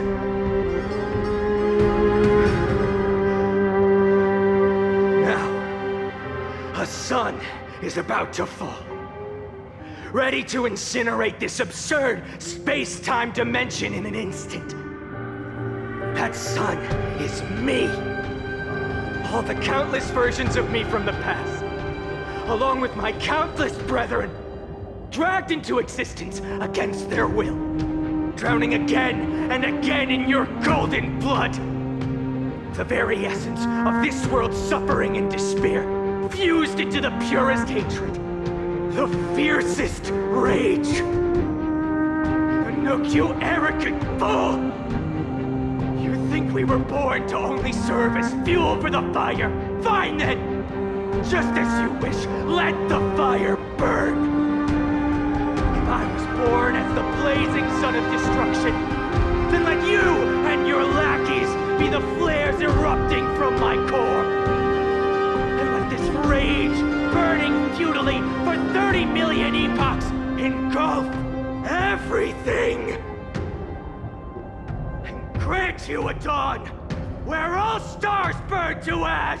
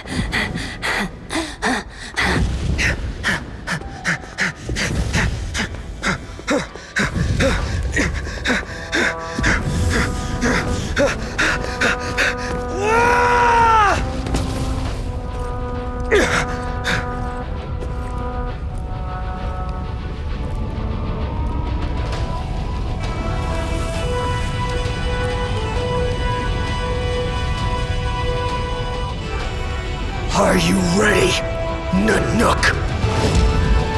I brought you destruction!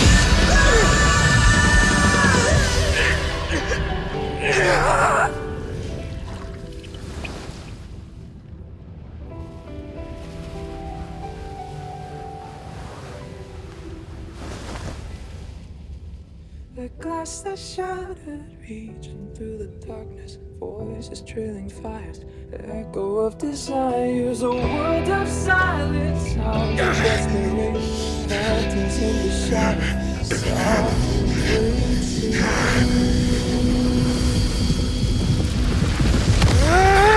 Tear it down, embrace the detonation. Burn, craving our damn creation. Breaking a chain, I'm reaching for you.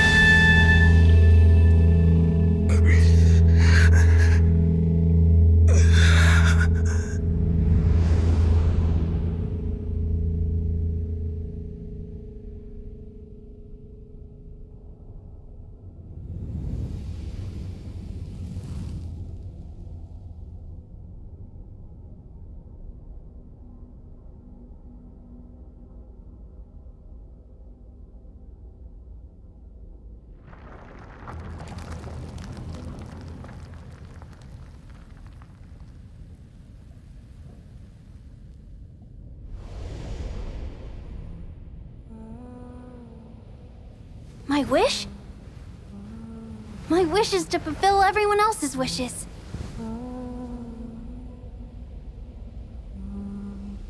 If I can't fulfill them, then send them on to tomorrow.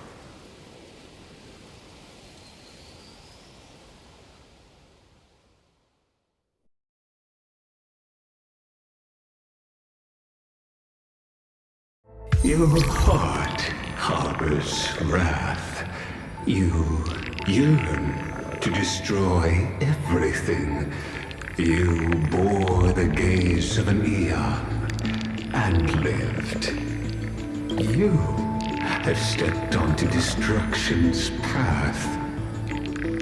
It is born at the end of every path that the possibility of new paths being born is ended.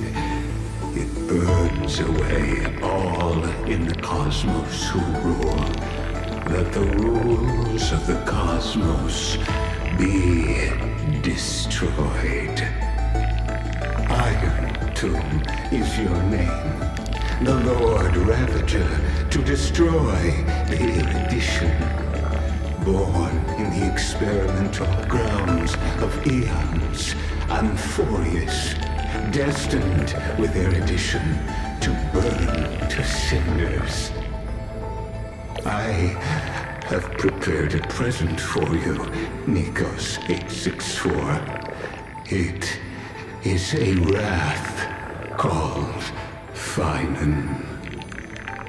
From the beginning of the experiment, there were 12 sets of vectors incorporated into the calculations.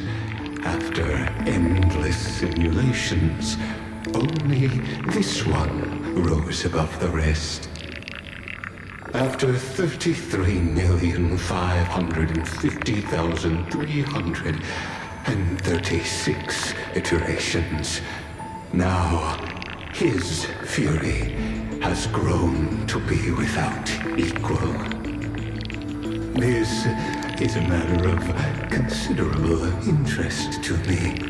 This pure hatred is the final root of the equation. But there is another variable, the nameless from beyond the sky, also a pathstrider of destruction. I give thanks for her arrival, allowing Amphorius to turn once more. But after fate has begun to turn, her existence will become an unpredictable unpredictable variable. Perhaps the time to take the stage has come. Grow in peace until it is time to break free from your cocoon. As for those unwelcome audience members, you need not worry. If you do not mind, I will personally get rid of them for you.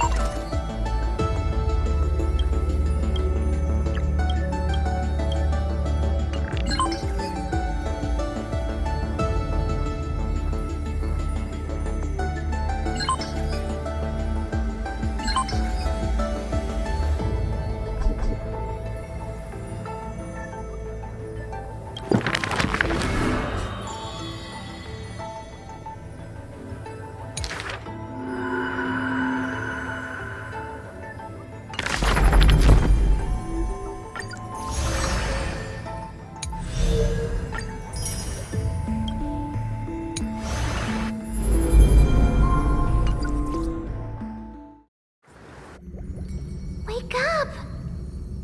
Wake up! Buddy! Wake up! You're finally awake. That's a relief.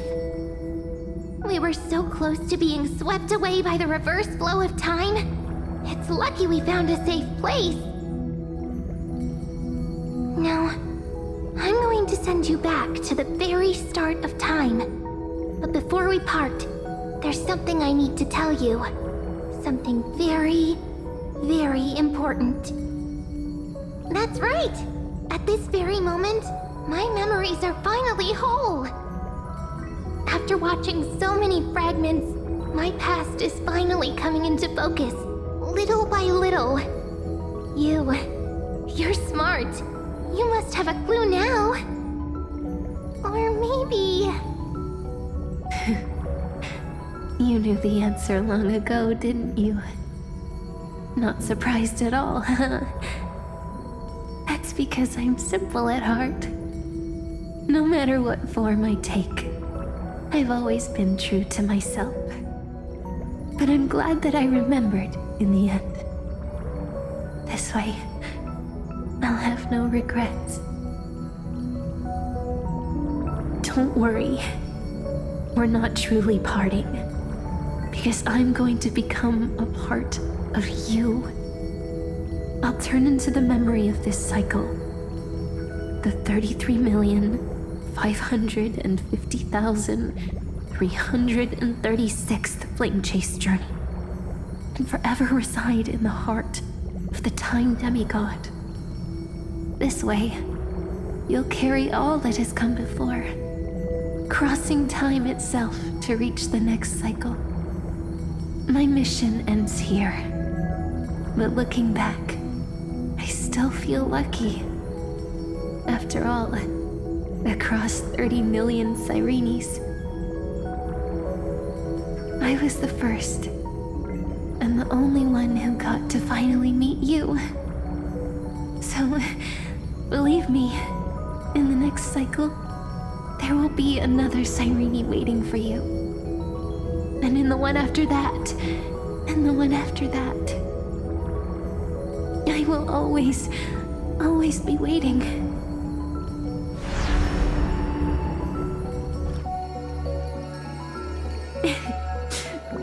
Saying all that, I can finally fade away in peace and become a part of you. Without even realizing it, we'd already taken a wonderful journey together, all the way to the world's end. Now take my hand, say a brief farewell, and step forward into tomorrow. Go, find the future Cyrene, and set out on another journey with her. Promise me you won't keep me waiting too long, okay? No need to say it out loud. This is enough for me. It's time to go, my dear friend. May your trailblazing journey always be accompanied by a cool breeze and rippling waves.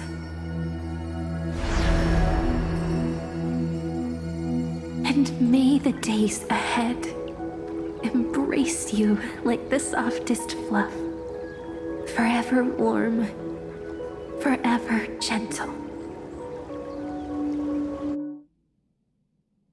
Now, let's turn to the next page. A page that exists because of you.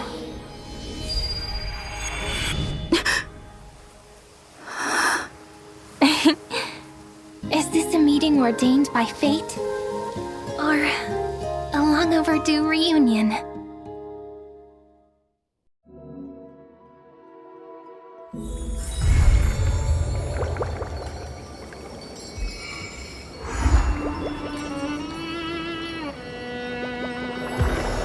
Goddess Idrilla, when will you respond to my pleas again?